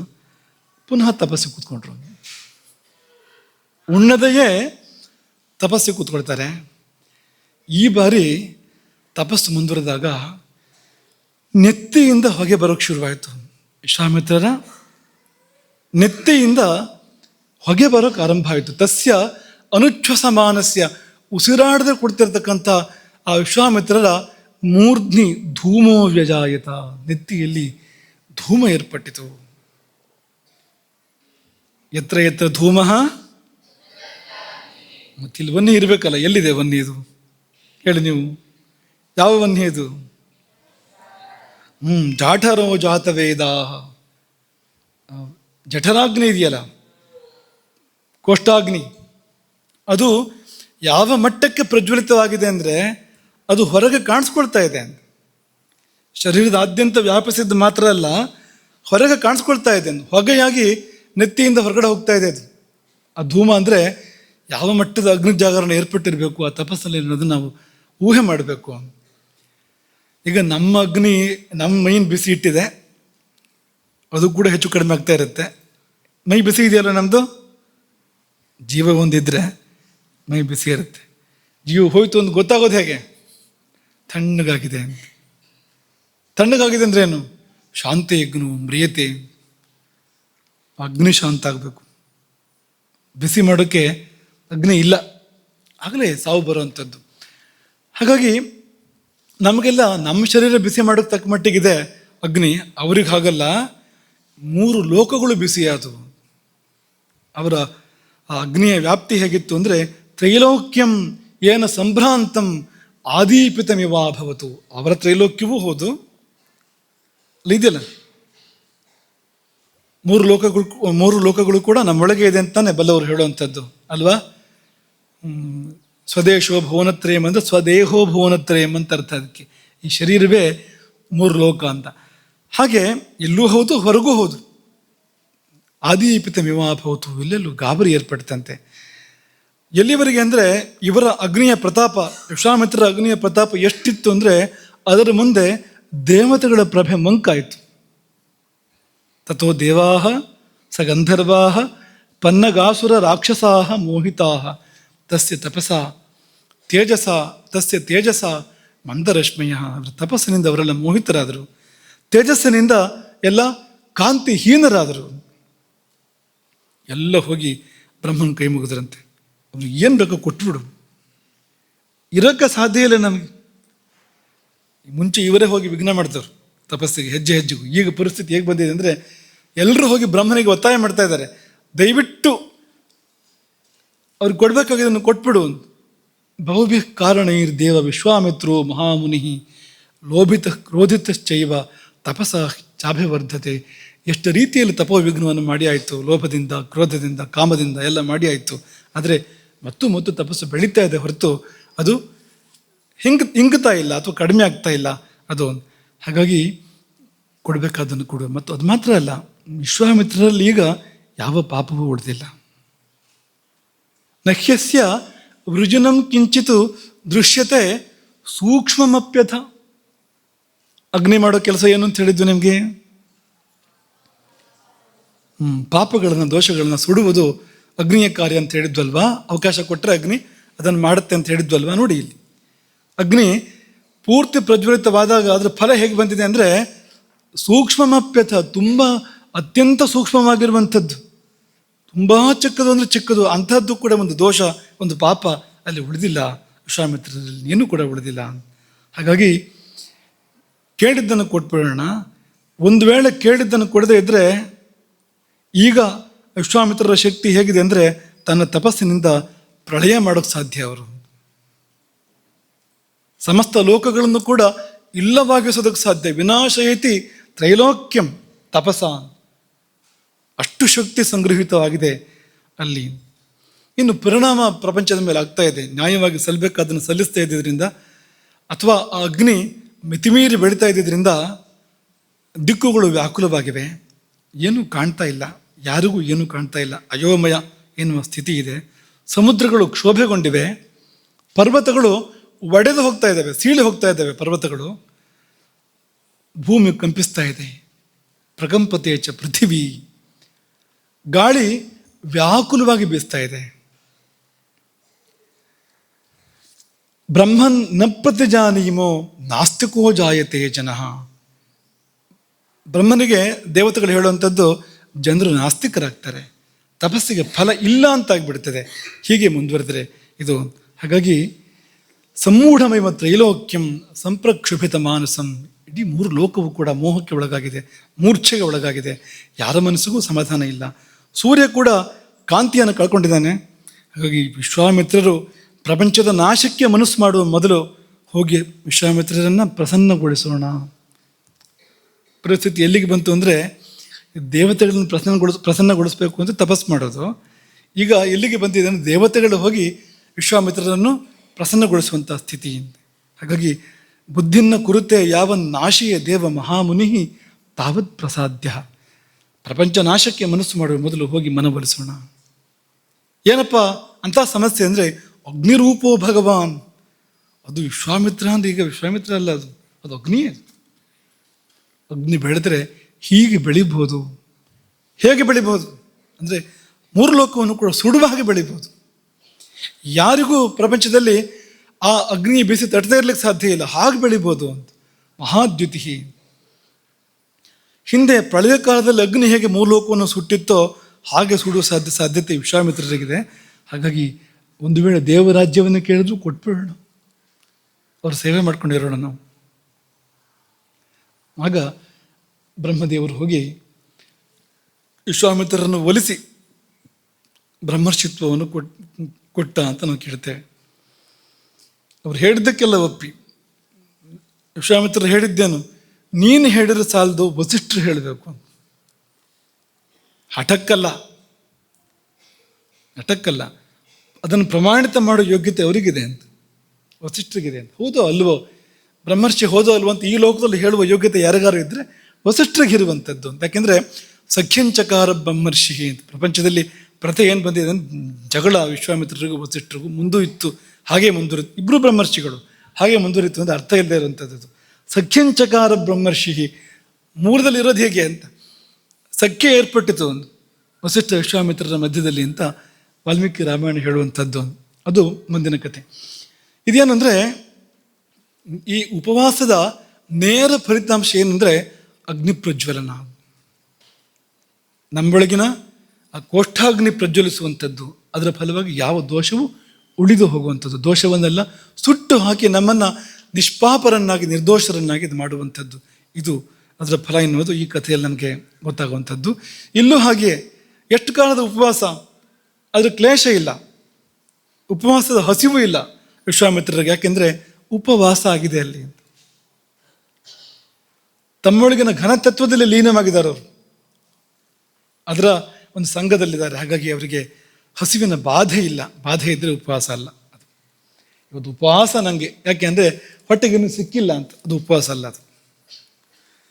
ಅದು ಉಪವಾಸ ಅಲ್ಲ, ಅದು ನಿರಾಹಾರ ಅಂತ ಕರಿಬೋದು ಅದನ್ನು ಬೇಕಾದ್ರೆ ಹೊರತು ಉಪವಾಸ ಅಲ್ಲ, ನಿರಶನ ಅಂತ ಕರಿಬೋದು. ಆದರೆ ಉಪವಾಸ ಅಂತ ಆಗಬೇಕಾದ್ರೆ ಈ ಭಗವತ್ ಸಾಮೀಪ್ಯ ಬೇಕು ಅದಕ್ಕೆ, ಅದೆಲ್ಲ ಉಪವಾಸ ಅಲ್ಲ ಅದು. ಇನ್ನು ಅದೆಲ್ಲ ಹಳೆ ಕತೆ. ಇತ್ತೀಚಿನ ಕತೆ ಹೇಳೋದಾದರೆ ರಮಣ ಮಹರ್ಷಿಗಳು. ಅವರು ತಮಿಳುನಾಡಿನ ತಿರುವಣ್ಣಾಮಲೆಗೆ ಬಂದ ಆರಂಭದ ದಿನಗಳು. ಅಲ್ಲಿ ಪಾತಾಳ ಲಿಂಗಂ ಎನ್ನುವ ಕತ್ತಲೆಯ ಗುಹೆ, ತೇವಾಂಶ ಇದೆ, ತುಂಬ ತೇವಾಂಶ ಇದ್ದಲ್ಲಿ ಕ್ರಿಮಿಕೀಟಗಳಿರ್ತವೆ. ಅಂಥದ್ದೊಂದು ಗುಹೆ. ಅಲ್ಲಿ ಯಾವಾಗಲೂ ಧ್ಯಾನದಲ್ಲಿ ಮುಳುಗಿರ್ತಿದ್ದಾರಂತೆ, ಆಳವಾದ ಧ್ಯಾನದಲ್ಲಿ, ಸಮಾಧಿಯಲ್ಲಿ ಯಾವಾಗಲೂ ಮುಳುಗಿರ್ತಾ ಇದ್ರು ರಮಣ ಮಹರ್ಷಿಗಳು. ಆಗ ಏನಾಯಿತು, ಕ್ರಿಮಿಕೀಟಗಳು, ಇರುವೆಗಳು ಅವರ ದೇಹಕ್ಕೆ ಮುತ್ತಿಗೆ ಹಾಕಿದ್ವು, ಕಚ್ಚಿ ಒಂದಷ್ಟು ದೇಹ ಭಾಗಗಳನ್ನು ತಿಂದುಬಿಟ್ಟು, ತೊಡೆಗಳು, ಕಾಲುಗಳು, ಆಸನದ ಪ್ರದೇಶ, ಇದನ್ನೆಲ್ಲ ಇರುವೆಗಳು ನಿರಂತರವಾಗಿ ಕಚ್ಚಿ ರಂಧ್ರಗಳನ್ನು ಮಾಡಿ ಮಾಂಸವನ್ನು ತಿಂದವು. ಬರೇ ಚರ್ಮ ತಿಂದಿದ್ದಲ್ಲ, ಚರ್ಮದಲ್ಲಿ ರಂಧ್ರ ಮಾಡಿ ಮಾಂಸವನ್ನು ತಿಂದವು. ಗೊತ್ತಿಲ್ಲ ಅವರಿಗೆ, ರಮಣ ಮಹರ್ಷಿಗಳಿಗೆ. ಯಾಕೆ ಅಂದರೆ ಅವರು ಉಪವಾಸ ಇದ್ದರು. ಹೊಟ್ಟೆಗಂತ ತಗೊಂಡಿಲ್ವಾ ಅಂದರೆ ಹಾಗಲ್ಲ, ಉಪವಾಸ ಇದ್ರು ಅಂದರೆ ಎಲ್ಲವನ್ನೂ ಮರೆತಿದ್ರು. ಇಲ್ಲೂ ಕೂಡ ಹಾಗೆ ಈ ಇರುವೆಗಳು ಬಂದು ಕಚ್ಚಿ ತಿಂದು ಮಾಂಸದವರೆಗೆ ಹೋಗಬೇಕು ಅಂದರೆ ಅದು ಅಷ್ಟು ಬೇಗ ಆಗುವಂಥದ್ದಲ್ಲ, ಸುಮಾರು ಸಮಯ ತಗೊಂಡಿರುವಂಥದ್ದು. ಅದು ಅಷ್ಟು ಬೇಗ ಅಲ್ಲಿವರೆಗೆ ಹೋಗೋದಿಲ್ಲ, ಅದು ಸಾಕಷ್ಟು ಸಮಯ ತಗೊಳುತ್ತೆ ಅದು. ಹಾಗಾದ್ರೆ ಅವ್ರು ಏನು ಮಾಡ್ತಾಯಿದ್ರು, ಗುಹೆ ಒಳಗೆ ಯಾರು ಅಡುಗೆ ಮಾಡಿ ಬಡಿಸ್ತಾ ಇದ್ರು ಅಂದರೆ ಏನಿಲ್ಲ, ಉಪವಾಸ, ನಿಜವಾದ ಉಪವಾಸ. ಇನ್ನು ಈ ಹಳೆಯ ಕಥೆಗಳ ಪೈಕಿಯಲ್ಲಿ ಕೊನೆಯದು, ತುಂಬ ಹಳೆಯದಿದು, ಒಂದು ರಾಕ್ಷಸನ ಕಥೆ ಇದು, ಮಹಾರಾಕ್ಷಸನ ಕಥೆ ಇದು. ಹಿರಣ್ಯಕಶಿಪು. ಹಿರಣ್ಯಾಕ್ಷನ ವಧೆಯಾದ ಬಳಿಕ ಹಿರಣ್ಯಕಶಿಪು ತಪಸ್ಸಿಗೆ ಹೋಗ್ತಾನೆ. ಅಜೇಯ ಅಜರಾಮರ ಆಗಬೇಕು ಅಂತ ಅವನು ತಪಸ್ಸು ಮಾಡ್ತಾ ಇರುವಂಥದ್ದು. ಅಪ್ರತಿದ್ವಂದ್ವ, ತನಗ್ಯಾರು ಎದುರಿರಬಾರ್ದು ಅಂತ, ಏಕರಾಜ ತಾನಾಗಬೇಕು ಅಂತ ತಪಸ್ಸು ಮಾಡ್ತಾ ಇರುವಂಥದ್ದು. ಮಂದರ ಪರ್ವತದ ಪರಿಸರದಲ್ಲಿ ತಪಸ್ಸು ಮಾಡ್ತಾ ಇದ್ದಾನೆ. ಊರ್ಧ್ವಬಾಹು, ಎರಡೂ ಕೈ ಮೇಲೆತ್ತಿದ್ದಾನೆ. ನಭೋ ದೃಷ್ಟಿ, ಆಕಾಶದಲ್ಲಿ ದೃಷ್ಟಿಯನ್ನು ನೆಟ್ಟಿದ್ದಾನೆ. ಪಾದಾಂಗುಷ್ಠಾಶತಾವನಿ, ಕೇವಲ ಹೆಬ್ಬೆರಳುಗಳ ಮೇಲೆ ನಿಂತಿದ್ದಾನೆ, ಪಾದವನ್ನು ಕೂಡ ಊರಿಲ್ಲ. ಕೇವಲ ಅಂಗುಷ್ಠಾಗ್ರದ ಮೇಲೆ ನಿಂತು ಎರಡೂ ಕೈ ಮೇಲೆತ್ತಿ ದೃಷ್ಟಿಯನ್ನು ಆಗಸದಲ್ಲಿ ನೆಟ್ಟು ತಪಸ್ಸು. ಎಷ್ಟೊತ್ತು ನಿಂತ್ಕೊಳ್ಳೋಕ್ಕಾಗತ್ತೆ ನೋಡೋಣ, ನಿಂತ್ಕೊಳ್ಳಿ ಆ ಥರ. ಈಗಲೇ ಎಲ್ಲ ಹೋಗಿ ನೋಡ್ಕೊಳ್ಳಿ. ಹೆಬ್ಬೆರಳ ತುದಿಯಲ್ಲಿ ಎಷ್ಟೊತ್ತು ನಿಂತ್ಕೋಬೋದು? ಹೆಚ್ಚೊತ್ತು ನಿಂತ್ಕೊಂಡಿಲ್ವಂತೆ. 100 ದಿವ್ಯ ವರ್ಷಗಳು ಅಂತ. 1 ದಿವ್ಯ ವರ್ಷ ಅಂದರೆ 365 ವರ್ಷ. ನಮ್ಮದು ಮನುಷ್ಯರ 365 ವರ್ಷ, ದೇವತೆಗಳ 1 ವರ್ಷ. 100 ದಿವ್ಯ ವರ್ಷ ಅಂದರೆ ನೀವು ಗುಣಾಕಾರ ಮಾಡಿ ಎಷ್ಟಾಯಿತು ಅಂತ. ಇಷ್ಟು ಕಾಲದ ತಪಸ್ಸು ಅದು ಹಿರಣ್ಯಕಶಿಪುವಿನದ್ದು. ಅವನಿಗೆ ಅಂತಹದ್ದೊಂದು ವರ ಸಿಕ್ಕಿದೆ ಅಂದರೆ ಸುಮ್ಮನೆ ಸಿಕ್ಕಿಲ್ಲ. ಅದರ ಹಿಂದಿರುವ ಪ್ರಯತ್ನ ಇದೆಯಲ್ಲ, ಅದು ಅತ್ಯದ್ಭುತವಾಗಿರುವಂಥದ್ದು, ಅಸಾಧಾರಣವಾಗಿರುವಂಥದ್ದು. ಮೋಕ್ಷಕ್ಕಾಗಿ ಮಾಡಿದ್ನ ಅಂದರೆ ಇಲ್ಲ, ಮೋಕ್ಷಕ್ಕಾಗಿ ಮಾಡಿಲ್ಲ. ಅವನು ವಿಶ್ವವಿಜಯಿ ಆಗಬೇಕು ಅಂತ ಮಾಡಿದ್ದು. ರಜೋಗುಣ ತಮೋಗುಣಗಳ ಪ್ರಭಾವ ಇದೆ. ಆದರೆ ಮೋಕ್ಷಕ್ಕಾಗಿ ಅಲ್ಲವೋ ಅಂದರೆ ಮೋಕ್ಷಕ್ಕಾಗಿ ಮಾಡಿರೋದು. ಒಳಗೆ ಜೀವ ಆ ಕಡೆಗೆ ಹೋಗ್ತಾ ಇದೆ. ಇದು ಇವನು ಮೋಕ್ಷಕ್ಕೆ ಹೋಗಬೇಕು ಅಂದರೆ ದೇವರು ಕೆಳಗಿಳಿದು ಬರಬೇಕು. 3 ಅವತಾರ ತಗೊಳ್ಬೇಕು ದೇವರು ಇವನಿಗೋಸ್ಕರವಾಗಿ. ನರಸಿಂಹ ಅವತಾರ, ರಾಮಾವತಾರ, ಕೃಷ್ಣಾವತಾರ ತಾಳಿಸ್ಬೇಕು ಇವನು ದೇವರಿಂದ. ಅಂಥ ಕೆಲಸ ಇದೆ ಹಿರಣ್ಯಕಶಿಪುವಿಗೆ. ಅದು ಕೊಟ್ಟು ಶಕ್ತಿ ಬೇಕು ಅದೆಲ್ಲ ಮಾಡಬೇಕು ಅಂದರೆ. ಭಯಂಕರವಾದ ತಪಸ್ಸು. ಮೊದಲು ಹೇಗಪ್ಪ ಅಂದರೆ ಅವನ ಜಟಾಮಂಡಲ ಶೋಭಿಸ್ತಂತೆ, ಎಲ್ಲ ಕಡೆಗೆ ಹಬ್ಬಿ ಹರಡಿದೆ ಜಟಗಳು. ಹೇಗೆ ಅಂದರೆ ಸಂವರ್ತಕ ಅಂತ ಒಂದು ಅಗ್ನಿ ಸೂರ್ಯನಿಗೂ ಹೇಳ್ತಾರೆ, ಅದರ ಜ್ವಾಲೆಗಳು ಕಿರಣಗಳು ಹರಡಿದ ಹಾಗೆ ಜಟಗಳು ಹರಡಿತ್ತು ಎಲ್ಲ ಕಡೆಗೂ ಅಂತ. ಹಾಗೆ ಆರಂಭದಲ್ಲಿ ಇತ್ತಂತೆ. ದೇವತೆಗಳು ತಮ್ಮ ಸ್ಥಾನಕ್ಕೆ ಹೋಗಿ ಸೇರ್ಕೊಂಡ್ರಂತೆ. ಈ ಸಮಯದಲ್ಲಿ ತಮ್ಮ ನೆಲೆಗಳನ್ನು ಕಂಡುಕೊಂಡ್ರಂತೆ. ಹೇಗೂ ಇವನು ಕಾಟ ಇಲ್ವಲ್ಲ ಈಗ ಅಂತ. ಆದರೆ ಮುಂದುವರೆದಂತೆ ತಪಸ್ಸು ಎಲ್ಲಿಗೆ ಹೋಯಿತು ಅಂದರೆ ಇದರದ್ದೇ ಹೋಲಿಕೆ ಇದೆ, ಈಗ ಹೇಳಿದ ದೃಷ್ಟಾಂತದ ಹೋಲಿಕೆ ಇದೆ. ಯಾಕೆಂದರೆ ಅದೇ ಅದು. ತಸ್ಯ ಮೂರ್ಧ ಸಮದ್ಭೂತ ಸಧೂಮೋಗ್ನಿಸ್ತಪೋಮಯ ತಿರಿಯ ಗೂರ್ಧ್ವ ಮಧೋ ಲೋಕಾನ್ ಪ್ರಾತಪದ್ ವಿಶ್ವಗೈರಿತ. ನೆತ್ತಿಯಿಂದ ಹೊಗೆಯಿಂದೊಡಗೂಡಿದ ಬೆಂಕಿ ಹೊರಬಂತು. ಬೆಂಕಿಯೇ ಹೊರಬಂತು. ಸಧೂಮೋಗ್ನಿ, ಅದು ಮೇಲೆ ಕೆಳಗೆ ಅತ್ತ ಇತ್ತ ಎಲ್ಲ ವ್ಯಾಪಿಸಿತು. ಆ ಬೆಂಕಿ ತುಂಬ ಕಾಲ ಕಳೆದಿದೆಯಲ್ಲ. ವಿಶ್ವಗೈರಿತ, ಪರಿಣಾಮವಾಗಿ ನದಿ ಸಮುದ್ರಗಳು ಕ್ಷೋಭೆಗೊಂಡವು, ಭೂಮಿ ಕಂಪಿಸಿತು, ಗ್ರಹಗಳೆಲ್ಲ ಉದುರಿದುವಂತೆ. ಗ್ರಹಗಳು ಉದುರಿದವು, ತಾರೆಗಳು ಕೂಡ ಸ್ಥಾನಚ್ಯುತವಾದವು ಮತ್ತು ಹೊತ್ತಿ ಉರಿದವು. ಸ್ವರ್ಗಕ್ಕೂ ಬಿಸಿ ತಟ್ಟಿದಂತೆ. ಎಷ್ಟರ ಮಟ್ಟಿಗೆ ಅಂದರೆ ಸ್ವರ್ಗ ತಂಪಲ್ವಾ, ಅತ್ಯಂತ ತಂಪು. ಆದರೆ ಬಿಸಿ ಎಷ್ಟು ಸ್ವರ್ಗದಲ್ಲಿ ಏರ್ಪಡ್ತು ಅಂದರೆ ಸ್ವರ್ಗದಲ್ಲಿ ಇರೋಕ್ಕೆ ಆಗದೆ ಬಿಟ್ಟು ಬ್ರಹ್ಮಲೋಕಕ್ಕೆ ಹೋದ್ರಂತೆ, ಮೇಲಕ್ಕೆ ದೇವತೆಗಳು. ಅಷ್ಟು ಬಿಸಿ. ಯಾಕೆಂದರೆ ಅಗ್ನಿ. ತಪಸ್ಸು ಅಂದರೆ ಅಗ್ನಿ, ಅಗ್ನಿ ಅಂದರೆ ತಪಸ್ಸು. ಬ್ರಹ್ಮನಲ್ಲಿ ಪ್ರಾರ್ಥನೆ ಮಾಡ್ತಾರೆ, ಹೋಗಿ ಅದು ಏನು ಅಂತ ನೋಡೋದು ಒಳ್ಳೆಯದು, ಯಾರಿಗೂ ಇರೋ ಪ್ರಶ್ನೆ ಇಲ್ಲ ಅಂತ ಕಷ್ಟ ಆಗಿಬಿಟ್ಟಿದೆ, ಹೋಗಿ ನೋಡೋದು ಒಳ್ಳೆಯದು ಅಂತೆಲ್ಲ ವಿಜ್ಞಾಪನೆ ಮಾಡ್ತಾರೆ. ಅಲ್ಲೊಂದು ಸಂಭಾಷಣೆ ಆಗುತ್ತೆ ಬ್ರಹ್ಮದೇವರಿಗೂ ಮತ್ತು ದೇವತೆಗಳಿಗೂ. ಆಮೇಲೆ ಬ್ರಹ್ಮ ಒಪ್ಕೊಂಡು ಹಿರಣ್ಯಕಶಿಪು ಇದ್ದಲ್ಲಿ ಬರ್ತಾನೆ. ಇಲ್ಲೇ ಇರೋ ಸ್ವಾರಸ್ಯ. ಹಿರಣ್ಯಕಶಿಪು ಇರೋಲ್ಲಿ ಬಂದರೆ ದೈತ್ಯೇಶ್ವರ ಆಶ್ರಮ, ಈ ಶಬ್ದ ನೋಡಿ, ಭಾಗವತದ ಪಂಕ್ತಿಗಳು ಇವೆಲ್ಲವೂ ಕೂಡ ದೈತ್ಯೇಶ್ವರ ಆಶ್ರಮ. ಆ ದೈತ್ಯೇಶ್ವರನ ಆಶ್ರಮದಲ್ಲಿ ದೈತ್ಯೇಶ್ವರ ಇಲ್ಲ, ಹಿರಣ್ಯಕಶಿಪು ಇಲ್ಲ, ಕಾಣ್ತಾ ಇಲ್ಲ. ಏನಾಗಿರ್ಬೋದು ಕಾಣದೇ ಇರೋದಕ್ಕೆ? ಏನಾಗಿರ್ಬೋದು? ಏನಪ್ಪ ಆಗಿರ್ಬೋದು ಅಂದರೆ ಹಿರಣ್ಯಕಶಿಪುವಿನ ಮೇಲೆ ಹುಲ್ಲು ಬಿದಿರು ಬೆಳೆದಿದೆ ಅಂತೆ. ಹುತ್ತ ಮಾತ್ರ ಅಲ್ಲ, ವಲ್ಮೀಕ ತೃಣ ಕೀಚಕೈಹಿ. ಹುತ್ತ ಮಾತ್ರ ಅಲ್ಲ, ಹುಲ್ಲು ಬಿದಿರುಗಳು ಬೆಳೆದಿದ್ದಾವೆ. ಹಾಗೆ ಒಳಹೊಕ್ಕು ದೃಷ್ಟಿ ನೋಡಿದರೆ ಅಲ್ಲಿ ಏನಿದೆ ಅದ್ರ ಒಳಗೂ ಕೂಡ ಹಿರಣ್ಯಕಶಿಪು ಅವನು ಯಥಾರೂಪವಾಗಿ ಇಲ್ಲ. ಅವನು ತಪಸ್ಸು ಕೂತಾಗ ಹಾಗಿದ್ನೂ ಹಾಗಿಲ್ಲ. ಮತ್ತೇನಿದೆ, ಹೇಗಿರ್ಬೋದು? ಸಪೂರ ಆಗಿರ್ಬೋದು. ಅವನು ತಪಸ್ಸು ಮಾಡಿ ಮಾಡಿ ಮಾಡಿ ಮೂಳೆಗಳಿದ್ದವು ಅಷ್ಟೇ. ಹಿರಣ್ಯಕಶಿಪುವಿನ ಮೂಳೆಗಳಿದ್ದವು.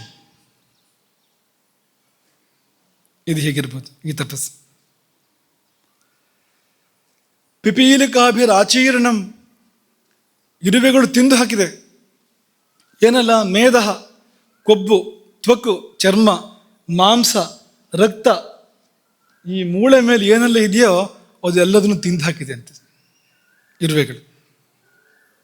ಇವನು ಗಪ್ ಚುಪ್, ಇವನು ಏನು ಇರುವೆ ಓಡಿಸೋಕೆ ಕೂಡ ಹೋಗಿಲ್ಲ. ಹಿರಣ್ಯಕಶಿಪು, ಅದೊಂದು ಮೀಸೆ ಕಲ್ಪನೆ ಮಾಡ್ಕೊಳ್ಳಿ ಹೇಗಿರ್ಬೋದು ಅಂತ ಹಿರಣ್ಯಕಶಿಪು ನೀವು. ಅವನು ಆ ಇರುವೆ ಓಡಿಸೋಕ್ಕಾಗೋದಿಲ್ವ ಅವನಿಗೆ, ಹಿರಣ್ಯಕಶಿಪುವಿಗೆ? ಹಾಗಾದರೆ ತಿಂದು ಹಾಕ್ಬಿಟ್ಟಿದೆ ಪೂರ್ತಿ. ಯಾಕೆಂದರೆ ತಪಸ್ಸಿನಲ್ಲಿ ಮುಳುಗಿದ್ದಾನೆ. ಬ್ರಹ್ಮನ ಉಪವಾಸ, ಯಾರಿಗೆ? ಹಿರಣ್ಯಕಶಿಪುವಿಗೆ ಬ್ರಹ್ಮನ ಉಪವಾಸ ಅಲ್ಲಿ. ಆದರೂ ತಪಸ್ ಮಾಡ್ತಾ ಇದ್ದಾನೆ, ತೇಜಸ್ಸು ಹೊರಹೊಮ್ತಾ ಇದೆ, ಆ ಮೂಳೆಗಳಿಂದ ಕಾಂತಿ ಹೊರಹೊಮ್ತಾ ಇದೆಯಂತೆ ತಪಸ್ಸಿನ ಫಲಿತಾಂಶವಾಗಿ. ಹಾಗಾಗಿ ಯಥಾಭ್ರಾಪಿ ಹಿತಂ ರವಿಂ, ಮೋಡ ಮುಚ್ಚಿದ ಸೂರ್ಯನಂತೆ ಕಂಡ ಹಿರಣ್ಯಕಶಿಪು ಆ ಸಮಯದಲ್ಲಿ. ಆಗ ಬ್ರಹ್ಮ ಹೋಗಿ ಉತ್ತಿಷ್ಠೋತ್ತಿಷ್ಠ, ಏಳು ಏಳು ಅಂತ ಯಾರಿಗೆ ಹೇಳಿದ್ದು? ಮೂಳೆಗೆ ಹೇಳಿದ್ದು. ಜೀವ ಇದೆ ಆ ಮೂಳೆಗೆ ಅಂದರೆ ಜೀವ ಇದೆ, ಜೀವ ಇದೆ ಮೂಳೆಗೆ. ಹೇಗ್ರಿ ಮೂಳೆಗೆ ಜೀವ ಇರುತ್ತೆ, ನಿಮಗೇನು ವಿಜ್ಞಾನ ಗೊತ್ತಿಲ್ಲ ಅಂತ ಯಾರು ಹೇಳೋ ಹಾಗಿಲ್ಲ. ಈ ಯುಗ ಅಲ್ಲ ಅದು, ಅದು ಕೃತಯುಗ, ಅದು ಅಸ್ಥಿಗತ ಪ್ರಾಣ ಎನ್ನುವ ಯುಗ ಅದು. ಮೂಳೆ ಇರುವವರೆಗೂ ಜೀವನ ಇರುತ್ತೆ, ಜೀವ ಇರುತ್ತೆ. ಈಗ ಅನ್ನಗತ ಪ್ರಾಣ ಅಂತ ಅಥವಾ ಶ್ವಾಸಗತ ಪ್ರಾಣ ಅಂಥ ಕಾಲ ಬಂದಿದೆ. ಉಸಿರು ಇರೋವರೆಗೂ ಬದುಕು, ಅನ್ನ ಇರೋವರೆಗೂ ಬದುಕು ಅನ್ನೋ ಕಾಲ ಬಂದುಬಿಟ್ಟಿದೆ ಈಗ. ಆದರೆ ಆಗ ಹಾಗಲ್ಲ, ಅಸ್ಥಿಗತ ಪ್ರಾಣ ಅಂತಾಗಿದ್ದರಿಂದ ಜೀವ ಹಿಡ್ಕೊಂಡಿದ್ದಾನೆ ಇನ್ನೂ ಕೂಡ ಅಂತ ಮೂಳೆಗಳಲ್ಲಿ. ಏಳು ತಪಸ್ಸಿದ್ಧನಾದ ನೀನು, ವರ ಕೊಡಲು ಬಂದೆ ನಾನು, ಕೇಳು ಬೇಕಾದ ವರವನ್ನು ಅಂತಲ್ಲಿ ಹೇಳಿದವನು ಬ್ರಹ್ಮನ ಪ್ರಶಂಸೆಯ ಮಾತುಗಳನ್ನು ಕೇಳಿ ಅದ್ರಾಕ್ಷಮಹಂ ಏತಂತೆ ಹೃತ್ಸಾರಂ ಮಹದದ್ಭುತಂ, ನಾನೊಂದು ಅದ್ಭುತವನ್ನು ನೋಡ್ತಾ ಇದ್ದೇನೆ ಅಂತ ಬ್ರಹ್ಮ ಹೇಳೋದು. ಬ್ರಹ್ಮನ ಆಯುಷ್ಯಲ್ಲಿ ಬ್ರಹ್ಮ ಏನೆಲ್ಲ ನೋಡಿರ್ಬೋದು, ಮಹದದ್ಭುತಂ ಅಂತ ಬ್ರಹ್ಮ ಹೇಳ್ತಾನೆ ಅಂತ. ಏನಪ್ಪ ಮಹದದ್ಭುತಂ ಅಂದರೆ? ದಂಶ ಭಕ್ಷಿತ ದೇಹಸ್ಯ, ದಂಶ ಅಂದರೆ ಕಚ್ಚಿ ತಿನ್ನುವಂಥ ಇರುವೆ ಮೊದಲಾದ ಕ್ರಿಮಿಕೀಟಗಳು ದೇಹವನ್ನು ತಿಂದು ಮುಗಿಸಿವೆ. ಪ್ರಾಣ ಹ್ಯಸ್ಥಿಷು ಶೀಯರತೆ, ಪ್ರಾಣಗಳು ಇನ್ನೂ ಕೂಡ ಎಲಿಬಿನಲ್ಲಿ ಉಳ್ಕೊಂಡಿದ್ದಾವೆ. ಯಾರು ಮಾಡಿಲ್ಲ ಈ ಥರ ಇಲ್ಲಿವರೆಗೂ. ನೈತತ್ ಪೂರ್ವರ್ಷಿಯಶ್ಚಕ್ರುಹು, ಪೂರ್ವರ್ಷಿಗಳು ಯಾರು ಇಂಥ ತಪಸ್ಸನ್ನು ಮಾಡಿಲ್ಲ. ಬ್ರಹ್ಮದೇವ ಹೇಳಿದ್ದು. ನಕರಿಷ್ಯಂತೆ ಚಾಪರೆ, ಮುಂದೆ ಅವರು ಮಾಡೋದು ಇಲ್ಲ. ಏನಪ್ಪ ಅಂದರೆ 100 ದಿವ್ಯ ವರ್ಷಗಳ ಕಾಲ ನೀರು ಕುಡಿಲಿಲ್ಲ. ನಿರಂಬುಹು ಧಾರಯೇತ್ ಪ್ರಾಣಾನ್ ಕೋವೈ ದಿವ್ಯ ಸಮಾಶ್ಯತಂ, 100 ದಿವ್ಯ ವರ್ಷಗಳ ಕಾಲ ನೀರಿಲ್ಲದೆ ಪ್ರಾಣಗಳನ್ನು ಹಿಡ್ಕೊಳ್ಳೋಕೆ ಯಾರಿಗೆ ಸಾಧ್ಯ? ಅಂದರೆ ವೈಕುಂಠದ ದ್ವಾರಪಾಲಕನಿಗೆ ಮಾತ್ರ ಸಾಧ್ಯ,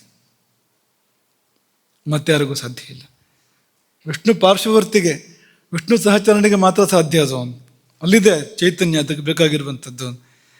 ಮತ್ತೆ ಮರಳಿ ಹೋಗಬೇಕು ವೈಕುಂಠಕ್ಕೆ ಎನ್ನುವ ಜೀವದ ವಾಂಛೆ ಇದೆಯಲ್ಲ, ದೇವರನ್ನು ಕರೆಸ್ಕೊಳ್ಬೇಕು ಇಲ್ಲಿಗೆ ಅಂತ, ಅದು ಆ ಪ್ರಾಣಗಳನ್ನು ಹಿಡಿದಿಟ್ಟಿದೆ. ಹಾಗಾಗಿ ನಿನ್ನ ಈ ತಪಸ್ಸಿನಿಂದ ಮೆಚ್ಚಿದೆ, ಇದು ನಿನಗೆ ಆಶೀರ್ವಾದ ಮಾಡ್ತೇನೆ ಎಂಬುದಾಗಿ ಹೇಳಿ ಇರುವೆ ತಿಂದ ಆ ದೇಹದ ಮೇಲೆ, ಆ ಮೂಳೆ ಮೇಲೆ ಆ ಸಂಭಾಷಣೆ ನೀವು ಕಲ್ಪನೆ ಮಾಡ್ಕೊಳ್ಳಿ. ಬ್ರಹ್ಮದೇವ, ಚತುರ್ಮುಖ ಬ್ರಹ್ಮ ಮತ್ತು ಅಸ್ಥಿಪಂಜರ ಮಾತಾಡೋದು, ಅದನ್ನು ಕಲ್ಪನೆ ಮಾಡ್ಕೊಳ್ಳಿ ನೀವು ಹೇಗಿರ್ಬೋದು ಅಂತ. ಅಸ್ಥಿಪಂಜರದ ಮೇಲೆ ತನ್ನ ಕಮಂಡಲಿನ ಜಲವನ್ನು ಪ್ರೋಕ್ಷಿಸಿದಂತೆ ಬ್ರಹ್ಮ. ಆಗ ಮತ್ತೆ ಹಿರಣ್ಯಕಶಿಪು ಪೂರ್ಣಾಂಗನಾಗಿ ಎದ್ದು ಬಂದ, ನವಯುವಕನಾಗಿ ಪೂರ್ಣಾಂಗನಾಗಿ ವಜ್ರ ಶರೀರಿಯಾಗಿ ಎದ್ದು ಬಂದ. ಹಿರಣ್ಯಕಶಿಪು ಅಂದರೆ ಕೆಟ್ಟ ರಾಕ್ಷಸ ಅಂತ ಅಷ್ಟೇ ಭಾವಿಸಬೇಡಿ. ಒಳಗಿರತಕ್ಕಂಥ ಚೇತನ ಯಾವುದು ಎಂಬುದನ್ನು ನಾವು ಆಲೋಚನೆ ಮಾಡಬೇಕು. ದೇವರನ್ನು ಕರೆಸುವಂಥ ಯೋಗ್ಯತೆ, 3 ಬಾರಿ ದೇವರನ್ನು ಭೂಮಿಗೆ ಕರೆಸೋ ಯೋಗ್ಯತೆಯನ್ನು ನಾವು ಯೋಚನೆ ಮಾಡಬೇಕು. ಅಷ್ಟು ಸುಲಭದ್ದಲ್ಲ ಅದು. ಕೆಲವು ಸಾರಿ ಏನು ಅಂದರೆ, ಈಗ ದೇಹದ ಒಳಗಿನ ಕೆಡುಕು ಹೊರಗೆ ಬರಬೇಕು ಅಂದರೆ ಅಲ್ಲಿ ದೇಹದಲ್ಲಿ ವ್ರಣ ಆಗತ್ತೆ. ಕೆಲವು ಸತಿ ಕ್ಯೂ ಹೊರಗಡೆ ಬರಬೇಕು, ಕ್ಯೂ ಆಗಿ ಹೊರಗಡೆ ಬರಬೇಕಾದ್ರೆ ಒಂದೇನೋ ಏರ್ಪಡುತ್ತೆ ನೋಡಿ, ಹುಣ್ಣು. ಅದು ನೋಡೋಕ್ಕೆ ಕೆಟ್ಟದಾಗಿ ಕಂಡ್ರೂ ಕೂಡ ಒಳಗಿರುವ ಕೊಳಕನ್ನೆಲ್ಲ ಹೊರಗೆ ಹಾಕ್ತಾ ಇದೆ. ಹಾಗಾಗಿ ಈ ಭೂಮಂಡಲದ ಎಲ್ಲ ಕಲ್ಮಶವನ್ನು ಹೊರಗೆ ಹಾಕ್ಲಿಕ್ಕೋಸ್ಕರ ಹುಣ್ಣಾಗಿ ಬಂದರು ಆ 3 ಜನರು ಕೂಡ, 3 ಜನ್ಮಗಳಾಗಿ ಅವರು ಅಂತ. ಹಾಗಾಗಿ ಅವರು ತಾವು ಉದ್ಧಾರ ಆಗಿದ್ದು ಮಾತ್ರ ಅಲ್ಲ, ಎಷ್ಟೋ ಇಲ್ಲಿ ದುಷ್ಟರನ್ನೆಲ್ಲ ಹತ ಮಾಡಿದರು, ಅವರಿಗೆಲ್ಲ ಮೋಕ್ಷವನ್ನು ಕೊಡಿಸಿದ್ರು, ಅವರಿಂದಾಗಿ ಎಷ್ಟೋ ಜನರಿಗೆ ಒಳ್ಳೇದಾಯಿತು ಅನ್ನೋದನ್ನು ಕೂಡ ಯೋಚನೆ ಮಾಡಬೇಕು ನಾವು. ಆಯಿತು, ಈಗ ಕೊನೆ ಹಂತಕ್ಕೆ ಬರೋಣ. ಈಗ ನೀವೇನು ಹೇಳ್ತೀರಿ ಅಂತ ನಮ್ಗೆ ಗೊತ್ತಾಯ್ತು. ಏನು ಹೇಳ್ತೀರಿ ಅಂದರೆ, ಇಷ್ಟು ಹೊತ್ತಿನ ಪ್ರವಚನದಿಂದ ನಮ್ಗೆ ಅರ್ಥ ಆಗಿದ್ದೇನೆಂದರೆ, ಉಪವಾಸ ನಮಗೆ ಸಂಬಂಧಪಟ್ಟ ವಿಷಯ ಅಲ್ಲ, ಇದೆಲ್ಲ ಮಹಾತ್ಮರು ಮಾಡೋಂಥದ್ದು, ಅವತಾರ ಪುರುಷರು ಅಂಥವರೆಲ್ಲ ಮಾಡ, ಅಥವಾ ಹಿರಣ್ಯಕಶಿಪನಂಥ ರಾಕ್ಷಸರು ಅವರಾದರೂ ಆಗ್ಬೋದು. ಆದರೆ ನಮ್ಮಂಥ ಸಾಮಾನ್ಯರು ಈ ಉಪವಾಸ ಮಾಡೋದಲ್ಲ ಅನ್ನೋಲ್ಲಿಗೆ ಬಂದ್ರಾ? ಈಗ ಒಂದು ಸ್ವಲ್ಪ ಆಲೋಚನೆ ಮಾಡೋಣ. ಈಗ ನಾವು ಕೂಡ ಹೀಗೆ ಮಾಡ್ತೇವೆ, ಅಷ್ಟು ಅಲ್ಲದೇ ಇದ್ರೂ ಕೂಡ ಉಪವಾಸ ನಾವು ಕೂಡ ಮಾಡೋದಿದೆ. ಎಲ್ಲಿ ಅಂದರೆ, ನಾವು ಒಂದು ಒಳ್ಳೆ ಚಲನಚಿತ್ರ ನೋಡ್ತಾ ಇರ್ತೇವೆ ಅಂತ ಅಂದ್ಕೊಳ್ಳಿ, ಹಸುವಾಗಿದ್ದೇ ಗೊತ್ತಿಲ್ಲ, ಅಮ್ಮ ಕರೆಯೋದು, ಬಾ ಬಾ ಬಾ ಊಟಕ್ಕಾಯ್ತು ಅಂತ. ಅಸಾಮಿ ಕೂತಿರಂದು ಹೇಳೋದೇ ಇಲ್ಲ, ಬಂದೆ ಬಂದೆ ಬಂದೆ ಅಂತ ಹೇಳ್ತಾನೆ ಹೊರತು ಎದ್ದು ಬರೋದೇ ಇಲ್ಲ. ಅನುಭವದಲ್ಲಿ ಇಲ್ವಾ ಇದು? ಒಳ್ಳೆ ಆಟ, ಪಂದ್ಯ ನಡೀತಾ ಇದೆ ಅಂತ ನೋಡ್ತಾ ಕೂತಿರ್ತೇವೆ ಅಂದರೆ ಊಟದ ನೆನಪಾಗತ್ತ ನಮಗೆ? ಆವಾಗ ನೆನಪಾಗತ್ತಾ? ತುಂಬ ಉದಾಹರಣೆಗಳು ಕೊಡ್ಬೋದು ಇಂಥದ್ದು. ಅಂದರೆ ನಾವು ನಮ್ಮ ಬದುಕಿನಲ್ಲಿಯೇ ಎಷ್ಟೋ ಬಾರಿ ಊಟವನ್ನು ಮರಿತೇವೆ, ನಮ್ಗೆ ಹಸುವು ಆಗೋದಿಲ್ಲ, ಗೊತ್ತೂ ಆಗೋದಿಲ್ಲ. ಊಟದ ಸಮಯ ಮೀರಿ ಎಷ್ಟೋ ಹೊತ್ತಾಗಿರುತ್ತೆ, ಆ ಪ್ರಜ್ಞೆ ಇರೋದಿಲ್ಲ. ಅಂಥದ್ದಿಲ್ವಾ ಜೀವನದಲ್ಲಿ? ಇದೆಯೋ ಇಲ್ವಾ? ಇದೆ. ಅಂದರೆ ನಮಗೂ ಉಪವಾಸ ಗೊತ್ತು, ಆದರೆ ಎಲ್ಲಿ ಮಾಡಬೇಕು ಅಲ್ಲಿ ಮಾಡ್ತಾ ಇಲ್ಲ ಅಂತ. ಅದು ಎಲ್ಲಾಗಬೇಕು ಅಲ್ಲಿ ಆಗ್ತಾ ಇಲ್ಲ, ಎಲ್ಲೋ ಬೇಡದವರಲ್ಲಿ ಆಗ್ತಾ ಇದೆ, ಬೇಕಾದಲ್ಲಿ ಆಗ್ತಾ ಇಲ್ಲ ಅಂತ ಇರ್ತದೆ. ಇನ್ನು ಒಳ್ಳೆ ಜಾಗದಲ್ಲೂ ಆಗೋದಿದೆ. ಮಠದಲ್ಲ ನೋಡ್ತೇನೆ ಎಷ್ಟೋ ಬಾರಿ. ಈಗ ಕಾರ್ಯಕ್ರಮ ಎಲ್ಲ ಮುಗಿಯುವಾಗ ತಡ ಆಗಿರ್ತದೆ, 3 ಗಂಟೆ 4 ಗಂಟೆ ಎಲ್ಲ ಆಗೋದುಂಟು, ಇಷ್ಟು ಬಾರಿ 5 ಗಂಟೆ ಆಗೋದುಂಟು ಅಲ್ವಾ? ಎಷ್ಟೋ ಜನ ಕೂತಿರ್ತಾರೆ ಹಾಗೆ. ಇಲ್ಲಿ ಊಟ ಅಲ್ಲಿ ಕಾಯ್ತಾ ಇರುತ್ತೆ ಅವ್ರನ್ನ, ಊಟಕ್ಕೆ ಹೋಗೋ ಸಾಧ್ಯತೆ ಇದೆ ಅವರಿಗೆ, ಅವ್ರು ಹೋಗೋದೇ ಕೂತಿರ್ತಾರೆ. ಇಲ್ಲಿ ನಾವು ಎಷ್ಟೋ ಮಂದಿಯನ್ನು ಕೇಳ್ತೇವೆ, ತುಂಬ ಹೊತ್ತಾಯ್ತಲ್ಲ, 4 ಗಂಟೆ ಆಯ್ತಲ್ಲ, 5 ಗಂಟೆ ಆಯ್ತಲ್ಲ ಅಂತ ಕೇಳಿದ್ರೆ ಹಸುವೆ ಆಗಲಿಲ್ಲ ಅಂತ, ಹಸುವೆ ಗೊತ್ತಾಗಲಿಲ್ಲ ಅಂತ ಹೇಳ್ತಾರೆ. ಅಂದರೆ ಇಂತಹ ಜಾಗದಲ್ಲೂ ಸಾಮಾನ್ಯ ಮನುಷ್ಯರಿಗೂ ಆಗ್ತಾ ಇದೆ, ಇದು ಆಗೋಕ್ಕೆ ಸಾಧ್ಯ ಇದೆ. ಇದು ನೋಡಿ, ಹೌದು ಅಲ್ವಂತ? ನಾವೆಲ್ಲರೂ ಒಂದು ಕಡೆ ಮೈ ಮರೆತರೆ, ಆ ಕಡೆಗೆ ಪೂರ್ತಿ ನಮ್ಮ ಗಮನ ಹೋದರೆ ನಮ್ಗೆ ಊಟ ಬೇಕು ಅಂತ ಅನ್ಸೋದಿಲ್ಲ, ಅವಕಾಶ ಇದ್ರೂ ಹೋಗೋದಿಲ್ಲ. ನಿತ್ಯ ನಡೀತಾ ಇರುತ್ತೆ, ಎಲ್ಲದು ಕರಿತಾ ಇರ್ತಾರೆ, ಊಟ ಸಿದ್ಧವಾಗಿರುತ್ತೆ, ಕಾರ್ಯಕರ್ತರು ಕರಿತಾ ಇರ್ತಾರೆ, ಅದು ಹೋಗದೆ ಕೂತಿರ್ತಾರೆ. ಏನಾಗಿದೆ ಅವರಿಗೆ? ಬೇರೆ ಕಡೆ ಮನಸ್ಸಿದೆ, ಬೇರೆ ಕಡೆ ಗಮನ ಇದೆ, ಒಳ್ಳೆ ಕಡೆಗೆ ಇದೆ, ಒಳ್ಳೆ ಕಡೆಗೆ ಆಗುತ್ತೆ ಇದು.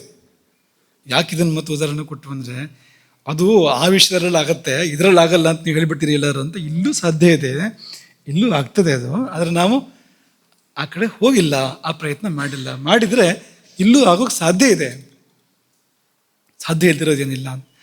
ನಾವು ನಮ್ಮ ಚಿಕ್ಕ ವಯಸ್ಸಲ್ಲಿ ಓದಿದ್ದು ಮಹಾಭಾರತವನ್ನು, ಸ್ವಲ್ಪ ಬೆಳೆದ ನಂತರ ಸನ್ಯಾಸ ಸ್ವೀಕಾರ ಮಾಡಿದ ನಂತರ ಓದಿದ್ದು ರಾಮಾಯಣವನ್ನು. ಎರಡೂ ಸಂದರ್ಭದಲ್ಲೂ ನಮ್ಮ ಅನುಭವ ಏನು ಅಂದರೆ, ಊಟ ನಿದ್ದೆ ಗೊತ್ತಾಗ್ತಿರ್ಲಿಲ್ಲ. ಚಿಕ್ಕ ವಯಸ್ಸಲ್ಲಿ, ತುಂಬ ಚಿಕ್ಕ ವಯಸ್ಸದು, 8-10 ವರ್ಷ ವಯಸ್ಸು ಅಂತ ಅಂದ್ಕೊಳ್ಳಿ. ಮಹಾಭಾರತ, ಈ ಭಾರತ ದರ್ಶನದ 32 ಸಂಪುಟಗಳು ಆಗಿ ಬಂದಿದ್ವು, ಭಾರತ ದರ್ಶನದವ್ರದ್ದು. ಅಲ್ಲಿ ಕನ್ನಡದಲ್ಲಿ ಸಂಸ್ಕೃತ ಶ್ಲೋಕಗಳು ಕನ್ನಡದಲ್ಲೂ ಅರ್ಥ ಇರ್ತಾ ಇತ್ತು. ಓದ್ತಾ ಇದ್ದರೆ ಎಷ್ಟು ಹೊತ್ತು ನಮ್ಗೆ ಇಲ್ಲದ್ರೆ ನಿದ್ದೆ ತಡೆಯೋಕೆ ಆಗ್ತಿರ್ಲಿಲ್ಲ. ನಮಗೆ ನಿದ್ದೆ ಬೇಗ ಬರೋದು, ಗಟ್ಟಿ ಬರೋದು, ಪಕ್ಕನ ಎಚ್ಚರ ಆಗ್ತಿರ್ಲಿಲ್ಲ ಅಂತ ನಿದ್ದೆ ಬರೋದು, ನಿದ್ದೆ ತಡೆಯೋಕ್ಕೆ ಸಾಧ್ಯನೇ ಇರಲಿಲ್ಲ, ಆಗಿತ್ತು ನಮಗೆ. ಆದರೆ ಈ ಮಹಾಭಾರತ ಪುಸ್ತಕ ಸಿಕ್ತು ಅಂದರೆ ಗೊತ್ತೇ ಇಲ್ಲ, ಎಷ್ಟು ಗಂಟೆ ಆಯಿತು ಅಂತಲೇ ಗೊತ್ತಿಲ್ಲ. ಊಟವೂ ಬೇಡ ಅಂತ, ಎಷ್ಟು ಕರೆದರೂ ಮಾಡಿದ್ರೂ ಊಟ ಬೇಕಾಗ್ತಿರ್ಲಿಲ್ಲ ಅಂತ, ಹೀಗಾಗ್ತಾ ಇತ್ತು. ಮುಂದಕ್ಕೆ ಸನ್ಯಾಸದ ನಂತರ, ವಯಸ್ಸಿಗೆ ಬಂದ ನಂತರ, ಒಂದು ಹಂತ ವಯಸ್ಸಿಗೆ ಬಂದ ನಂತರ ರಾಮಾಯಣ ಮೂಲವನ್ನೇ ಅವಲೋಕನ ಮಾಡಿದ್ದು. ಆ ಸಮಯದಲ್ಲಿ ಸಂಸ್ಕೃತ ಶ್ಲೋಕಗಳನ್ನೇ, ವಾಲ್ಮೀಕಿಗಳ ಶ್ಲೋಕಗಳನ್ನೇ, ಆಗಲೂ ಹೀಗೆ ಆಗ್ತಾ ಇತ್ತು. ಗಂಟೆ ಗಂಟೆ ಗಂಟೆ ಗೊತ್ತೇ ಆಗ್ತಿರ್ಲಿಲ್ಲ ಅಂತ, ಎಷ್ಟು ಹೊತ್ತಿಗೆ ಕೂತಿದ್ದು ಅಂತಲೇ ಗೊತ್ತಿರ್ತಿರಲಿಲ್ಲ ಅಂತ. ಕಾಂಡಗಳೇ ಮುಗಿದೋಗ್ತಾ ಇದ್ವು, ಒತ್ತ. ಏನಪ್ಪ ಇದು ಅಂದರೆ, ಅದೇ ಇದು, ಎಲ್ಲೊಂದು ಕಡೆ ನಾವು ಮುಳುಗಿದಾಗ, ಮೈ ಮರೆತಾಗ, ಭಾವ ನಮ್ಮನ್ನು ಆವರಿಸಿದಾಗ, ಈ ದೇಹ ಏನು ಕೇಳೋದಿಲ್ಲ, ಅದು ಬೇಕು ಇದು ಬೇಕು ಅಂತ ದೇಹ ಕಿರಿಕಿರಿ ಮಾಡೋದಿಲ್ಲ, ತೊಂದರೆ ಮಾಡೋದಿಲ್ಲ. ಭಾವ ಬರಬೇಕು ನಮಗೆ, ಭಾವ ಬೇಕು. ಹಸಿವು ಆಯಿತು ಅಂದರೆ ಅದಿಲ್ಲ ಅಂತ ಅರ್ಥ. ಅದಕ್ಕೆ ಆಗ ಮೈ ಮರೆತಿಲ್ಲ ನೀನು, ಮೈ ಮರೆತಿಲ್ಲ. ಮೈ ಮರೆತರೆ ಹಸಿವಾಗೋದು ಎಲ್ಲಿಂದ? ಯಾಕೆಂದ್ರೆ ಮೈ ಮರೆತಿದೆಯಲ್ಲ. ಹಸಿವು ಅನ್ನೋದು ಮೈಗೆ ಸಂಬಂಧಪಟ್ಟಿರ್ತಕ್ಕಂಥ ವಿಷಯ ಅದು. ಹಾಗಾಗಿ ಮೈ ಮರೆಯೋದನ್ನು ನಾವು ಅಭ್ಯಾಸ ಮಾಡಬೇಕು, ಅಪೇಕ್ಷೆ ಪಡಬೇಕು. ಮೈ ಮರೆಯೋದನ್ನು ಒಂದು ದಾರಿ ಅದು. ಒಂದು ನಿರಾಹಾರಕ್ಕಿರ್ತಕ್ಕಂಥ ಒಂದು ದಾರಿ ಅದು ಉಪವಾಸ ಅಂದರೆ ಈ ರೀತಿಯ ಭಾವ ಎನ್ನುವಂಥದ್ದು. ಇವತ್ತು ಏಕಾದಶಿಯಲ್ಲಿ ಆಹಾರವನ್ನು ತುಂಬ ನಿಷೇಧ ಮಾಡಿದ್ದಾರೆ. ಇಲ್ಲಿವರೆಗೆ ಹೇಳಿದ್ದಾರೆ ಅಂದರೆ ಆಹಾರದ ಬಗ್ಗೆ 3 ಲೋಕದ ಪಾಪಗಳೆಲ್ಲವೂ ಕೂಡ ಆಹಾರದಲ್ಲಿ ಬಂದು ಸೇರ್ಕೊಂಡಿರ್ತಂತೆ ಆ ಸಮಯದಲ್ಲಿ. ಏಕಾದಶಿ ದಿನ ಯಾನಿ ಕಾನಚ ಪಾಪಾನಿ ಬ್ರಹ್ಮಹತ್ಯಾ ಸಮಾನಿಚ ಅನ್ನಮಾಶ್ಯತೆ ತಿಷ್ಠಂತಿ ಸಂಪ್ರಾಪ್ತೆ ಹರಿವಾಸರ ಬಂತು ಅಂದರೆ ಎಲ್ಲ ಪಾಪಗಳು ಅಲ್ಲಿ ಬಂದು ಠಿಕಾಣಿ ಹೊಡಿರ್ತೇವೆ, ಅನ್ನದಲ್ಲಿ ಬಂದು ಠಿಕಾಣಿ ಹೊಡಿರ್ತೇವೆ, ತಿಂದರೆ ಬಂದ್ಬಿಡ್ತೇವೆ ನಮಗೆ ಸೀದಾ ಅಂತ ಅನ್ನೋಷ್ಟು ಮಟ್ಟಿಗೆ ಹೇಳಿದ್ದಾರೆ. ಹಾಗಾಗಿ ಅದು ಒಳ್ಳೆಯದಲ್ಲ. ಹಾಗಾದರೆ ಹೇಗೆ ಮಾಡಬೇಕು? ಉಪವಾಸ ಕಷ್ಟಪಡಬೇಕಂದ್ರೆ ಕಷ್ಟನೂ ಪಡಬಾರ್ದು. ಹರಿಯ ಧ್ಯಾನದಲ್ಲಿ ಮುಳುಗಬೇಕು, ಹರಿಕಥೆ ಹರಿಕೀರ್ತನೆಗಳು ನಡಿಬೇಕು, ಹಾಡಬೇಕು, ಹರಿಯ ಕುರಿತು ಹಾಡಬೇಕು. ಹಾಡಿದವನು ಏನಾಗ್ತಾನೆ ಅಂದರೆ ಎಷ್ಟು ಸ್ವರಗಳನ್ನು ಪ್ರಯೋಗ ಮಾಡ್ತಾನೋ ಅಷ್ಟು ವತ್ಸರಗಳ ಕಾಲ ಅವನು ಉತ್ತಮ ಲೋಕಗಳಲ್ಲಿ ವಾಸ ಮಾಡ್ತಾನೆ ಅಂತ ಶಾಸ್ತ್ರಗಳು ಹೇಳ್ತವೆ ಅಂತ. ಎಷ್ಟು ಸ್ವರಗಳಂದ್ರೆ ಎಷ್ಟು ಸ್ವರ ಬರುತ್ತೆ, ಸರಿಗಮ ಪದನಿ ಹಾಡ್ತಾ ಹಾಡ್ತಾ 7 ಅಂತ ಹೇಳಬೇಡಿ, 7 ಎಷ್ಟು ಸಾರಿ ಬರುತ್ತೆ ಅಂತ. ಅಷ್ಟು ಕಾಲ ಅವನಿಗೆ ಉತ್ತಮ ಲೋಕಗಳಲ್ಲಿ ವಾಸ, ವೈಕುಂಠದಲ್ಲಿ ವಾಸ ಎಂಬುದಾಗಿ ಬಲ್ಲವರು ಹೇಳ್ತಾರೆ. ಕಥಾಂಚ ವಾಸುದೇವಸ್ಯ ಗೀತಕಂ ವಾಪಿಕಾರಿಯೇ ಧ್ಯಾಯನ್ ಪಠನ್ ಸ್ತುವನ್ ದೇವಂ ಪ್ರೇರೆಯೇದ್ ರಜನೀಂ ಬುಧಃ. ರಾತ್ರಿಯಿಡೀ ಎಚ್ಚರ ಇರಬೇಕು, ಏಕಾದಶಿ ಜಾಗರಣ ಅಂತ. ರಾತ್ರಿಯಿಡೀ ಇದನ್ನೇ ಮಾಡಬೇಕು. ಆಗ ಸರ್ವಸಂಗಂ ಸಂತ್ಯಜ್ಯ ಮಮಲೋಕಾಯ ಗಚ್ಚತಿ. ನನ್ನಲ್ಲಿಗೆ ಬರ್ತಾನೆ ಅವನು, ಎಲ್ಲವನ್ನೂ ಕಳ್ಕೊಂಡು ಎಲ್ಲವನ್ನು ಬಿಟ್ಟು ನನ್ನಲ್ಲಿಗೆ ಬರ್ತಾನೆ ಅವನು ಎಂಬುದಾಗಿ ಅದನ್ನು ಏಕಾದಶಿಯ ಮಹಿಮೆಯನ್ನು ವರ್ಣನೆ ಮಾಡಿದ್ದಾರೆ ಅಂತ. ಹಾಗಾಗಿ ಅಂತಂಥ ಫಲ ಇದೆಯಂತೆ. ಅದಕ್ಕೆ ನೋಡಿ,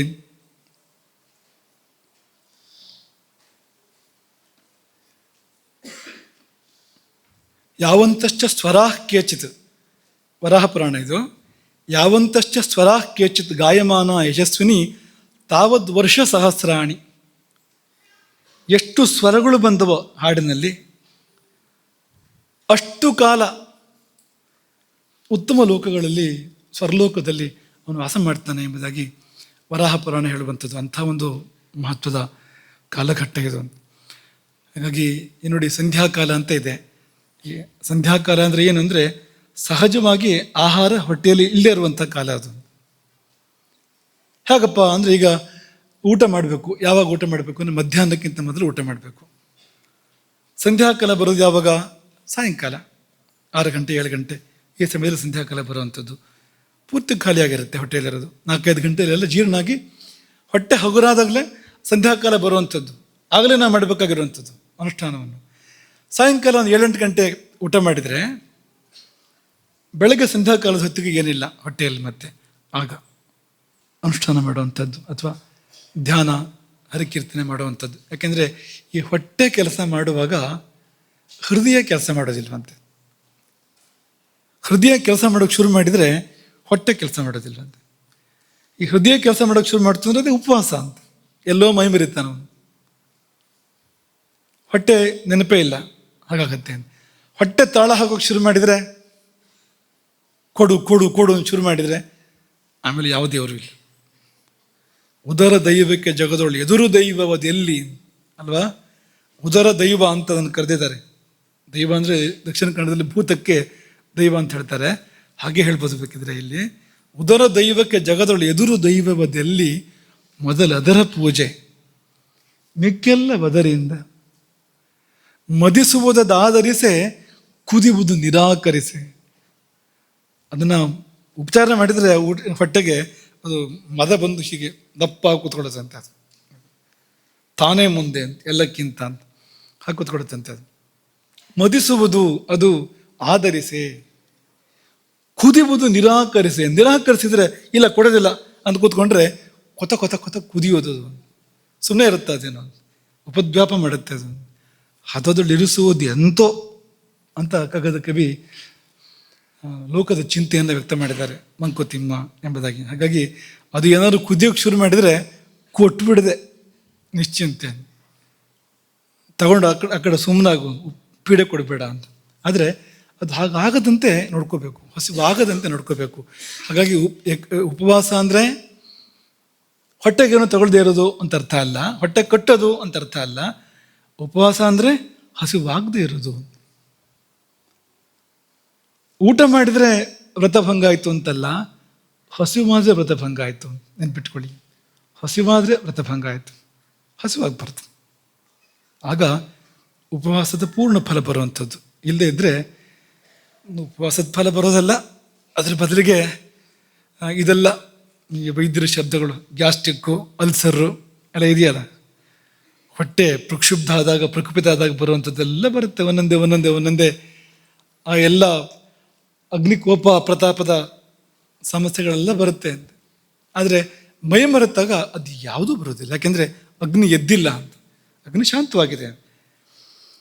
ಆದರೆ ಸುಮ್ಮನೆ ಕೂತಿದೆ ಅಂತ ಅರ್ಥ ಅಲ್ಲ, ಅದಕ್ಕೆ ದೋಷಗಳನ್ನು ಉಣ್ತಾ ಇರುತ್ತೆ. ಯಾಕೆಂದರೆ ಏನೋ ಬೇಕಲ್ಲ ವ್ಯವಸ್ಥೆಗೆ, ಅದಕ್ಕೆ ಹೊರಗಿಂದ ಏನೋ ಸಿಗದೇ ಇದ್ದಾಗ ಒಳಗಿರೋದನ್ನೇ ದೋಷಗಳನ್ನು ಅದು ಸುಡ್ತಾ ಇರುತ್ತೆ, ಅದರಿಂದಲೇ ಬೇಕಾದನ್ನು ಪಡ್ಕೊಳ್ತಾ ಇರುತ್ತೆ ಅದು. ಹಾಗಾಗಿ ಶುದ್ಧ ಆಗ್ತಾ ಇರ್ತಾ ನಾವು ಉಪವಾಸದ ಸಮಯದಲ್ಲಿ. ಇದು ಉಪವಾಸದ ಒಂದು ಪ್ರಕ್ರಮ ಪೀಠಿಕೆ ಅಂತ ತಗೊಳ್ಳಿ. ಹಾಗಾಗಿ ಅನ್ನಬ್ರಹ್ಮ ಚಾತುರ್ಮಾಸ್ಯದ ಅಂಗವಾಗಿ ಅನ್ನಂ ಬ್ರಹ್ಮ ಪ್ರವಚನ ಸರಣಿಯ ಅಂಗವಾಗಿ ಉಪವಾಸದ ಬಗ್ಗೆನೂ ಒಂದು ಪ್ರವಚನ. ಅನ್ನಂ ಬ್ರಹ್ಮದಲ್ಲಿ ಉಪವಾಸ ಕೂಡ ಇದೆಯಾ ಅಂದರೆ ಹೌದಪ್ಪ, ಇದ್ದೂ ಉಪಕಾರ ಮಾಡ್ತಾರೆ, ಇಲ್ಲದೂ ಉಪಕಾರ ಮಾಡ್ತಾರೆ ಅಂತ ಅವ್ರು ಇರ್ತಾರೆ ಪ್ರಪಂಚದಲ್ಲಿ ಅಲ್ವಾ. ಆನೆ ಇದ್ದರೂ 1000, ಸತ್ತರೂ 1000 ಅಂತ ಹೇಳ್ತಾರಲ್ವಾ. ಇದ್ದರೂ 1000, ಹೋದರೂ 1000 ಅಂತವ್ರು ಇರ್ತಾರೆ ಪ್ರಪಂಚದಲ್ಲಿ. ಈ ಘಟೋತ್ಕಚ ಕೇಳಿದಿರಲ್ಲ ನೀವು, ಘಟೋತ್ಕಚ ಭೀಮನ ಮಗ, ರಾಕ್ಷಸ ಅವನು ಅಂತ. ಅವನು ಬದುಕಿದ್ದಾಗ ಎಷ್ಟೋ ಕೌರವ ಸೈನ್ಯವನ್ನು ಧ್ವಂಸ ಮಾಡ್ತಾನೆ ಯುದ್ಧ ಮಾಡಿ. ಅವನು ಸಾಯೋ ಸಂದರ್ಭ ಬಂದ್ಬಿಡುತ್ತೆ, ಅವನು ಎದೆಗೆ ಕರ್ಣನ ಶಕ್ತಿಯಾಯುಧ ಪ್ರವೇಶ ಮಾಡಿ ಸಾಯೋ ಸಂದರ್ಭ ಬಂದ್ಬಿಡುತ್ತೆ. ಅವನಿಗೆ ಗೊತ್ತಾಗುತ್ತೆ ಈಗ ಸಾಯ್ತಾನೆ ನಾನು ಅಂತ. ಆಗೇನು ಮಾಡ್ತಾನೆ ಅವನು ಅಂದರೆ ಬೃಹದಾಕಾರವಾಗಿ ಬೆಳೀತಾನೆ, ಸಾಯೋವರೆಗೂ ಬೆಳೀತಾನೆ. ಎಷ್ಟು ಬೆಳಿಬಹುದೋ ಅಷ್ಟು ಬೆಳೆದು ಬೀಳುವಾಗ ಕೌರವ ಸೈನ್ಯದ ಮೇಲೆ ಬಿದ್ದ. ಇಂಥ ರಾಕ್ಷಸನಾದರೂ ಕೂಡ ಅವನ ಬುದ್ಧಿ ಮನಸ್ಸು ಎಂಥದ್ದು ನೋಡಿ. ತಾನು ಸತ್ತು ಕೂಡ ಪಾಂಡವರು ಸೇವೆ ಮಾಡ್ತಾನೆ ಅನ್ನೋ ಮನಸ್ಸು ನೋಡಿ ಒಂದು ಹೇಗಿದೆ ಅಂತ. ಹಾಗಾಗಿ ಸಾಯುವಾಗಲೂ ಕೂಡ ಪರ್ವತಾಕಾರವಾಗಿ ಬೆಳೆದು ಕೌರವರ ಮೇಲೆ ಬಿದ್ದು ಅವ್ರ ಕಾಲ್ಭಾಗ ಸೈನ್ಯವನ್ನು ಧ್ವಂಸ ಮಾಡ್ತಾನೆ. ಕೌರವರದ್ದು ಕಾಲ್ಭಾಗ ಸೈನ್ಯ ಧ್ವಂಸ ಆಯಿತು. ಉಳಿದ ಅಷ್ಟೊತ್ತಿಗೆ ಸುಮಾರು ಯುದ್ಧ ಮುಂದುವರೆದ ಸಂದರ್ಭ ಅದು. ಉಳಿದ ಸೈನ್ಯದಲ್ಲಿ ಕಾಲ್ಭಾಗವೇ ಧ್ವಂಸ ಆಯಿತು, ಕೇವಲ ತನ್ನ ದೇಹದಿಂದ ಮಾಡಿದ. ಹಾಗೆ ಇದ್ದು ಉಪಕಾರ ಮತ್ತು ಇಲ್ಲದೇನೋ ಉಪಕಾರ ಅಂತ ಅನ್ನೋಂಥದ್ದು ಇರ್ತದೆ ಪ್ರಪಂಚದಲ್ಲಿ. ಅನ್ನವೂ ಕೂಡ ಹಾಗೆ, ಅನ್ನ ಇದ್ದಾಗಲೂ ಕೂಡ ತುಂಬ ಉಪಕಾರಗಳನ್ನು ಮಾಡ್ತದೆ, ತಾನಿಲ್ಲದೆಯೂ ಅದಕ್ಕಿಂತ ಹೆಚ್ಚಿನ ಉಪಕಾರವನ್ನು ಅನ್ನ ಮಾಡೋದುಂಟು. ಹಾಗಾಗಿ ಅಲ್ಲೂ ಕೂಡ ಅನ್ನಂ ಬ್ರಹ್ಮ ಅಂತ ಕೈ ಮುಗಿಯದೆ, ನೀನು ಬಾರದೆಯೂ ಇಂಥದ್ದೊಂದು ನನಗೆ ಅನುಕೂಲ ಮಾಡಿದೆ, ಒಳ್ಳೇದು ಮಾಡಿದೆ ಅಂತ ನಾವು ಆ ಅನ್ನಬ್ರಹ್ಮವನ್ನು ಸ್ಮರಣೆ ಮಾಡಿಕೊಳ್ಳದೆ ಇದನ್ನು ಮುಂದುವರಿಸಿ ಇನ್ನು ಹೇಗೆ ಹಸಿವಾಗದೇ ಇರೋಕ್ಕೆ ಸಾಧ್ಯ ಅನ್ನೋದನ್ನು ನೋಡೋಣ. ನೀವು ಆಲೋಚನೆ ಮಾಡಿರಿ ನಾಳೆ ಹೊತ್ತಿಗೆ. ಒಂದು ತಾನಾಗಿ ಭಾವದಲ್ಲಿ ಮೈ ಮರೆತಾಗ ಹಸಿವಾಗದೇ ಇರೋವಂಥದ್ದು, ಇನ್ನೊಂದು ಹಾಗಾಗಿಲ್ಲ ಅಂತ ಅಂದ್ಕೊಳ್ಳಿ, ಆಗಲೂ ಹಸಿವಾಗದೇ ಇರೋ ಮಾಡ್ಕೊಳ್ಳೋಕೆ ಸಾಧ್ಯ ಇದೆ, ಆಗಲೂ ಕೂಡ.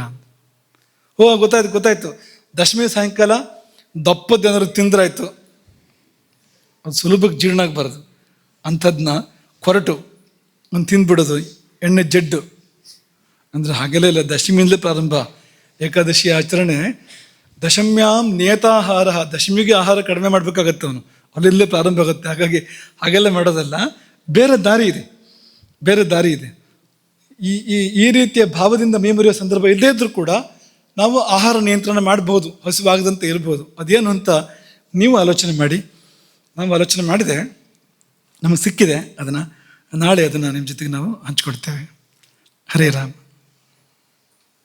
ಗೋಕರ್ಣ ಮಂಡಲಾಧೀಶ್ವರ ಶ್ರೀಮಜ್ಜಗದ್ಗುರು ಶಂಕರಾಚಾರ್ಯ ಶ್ರೀ ರಾಘವೇಶ್ವರ ಭಾರತೀ ಸ್ವಾಮಿ ಮಹಾರಾಜ್ ಕೀ.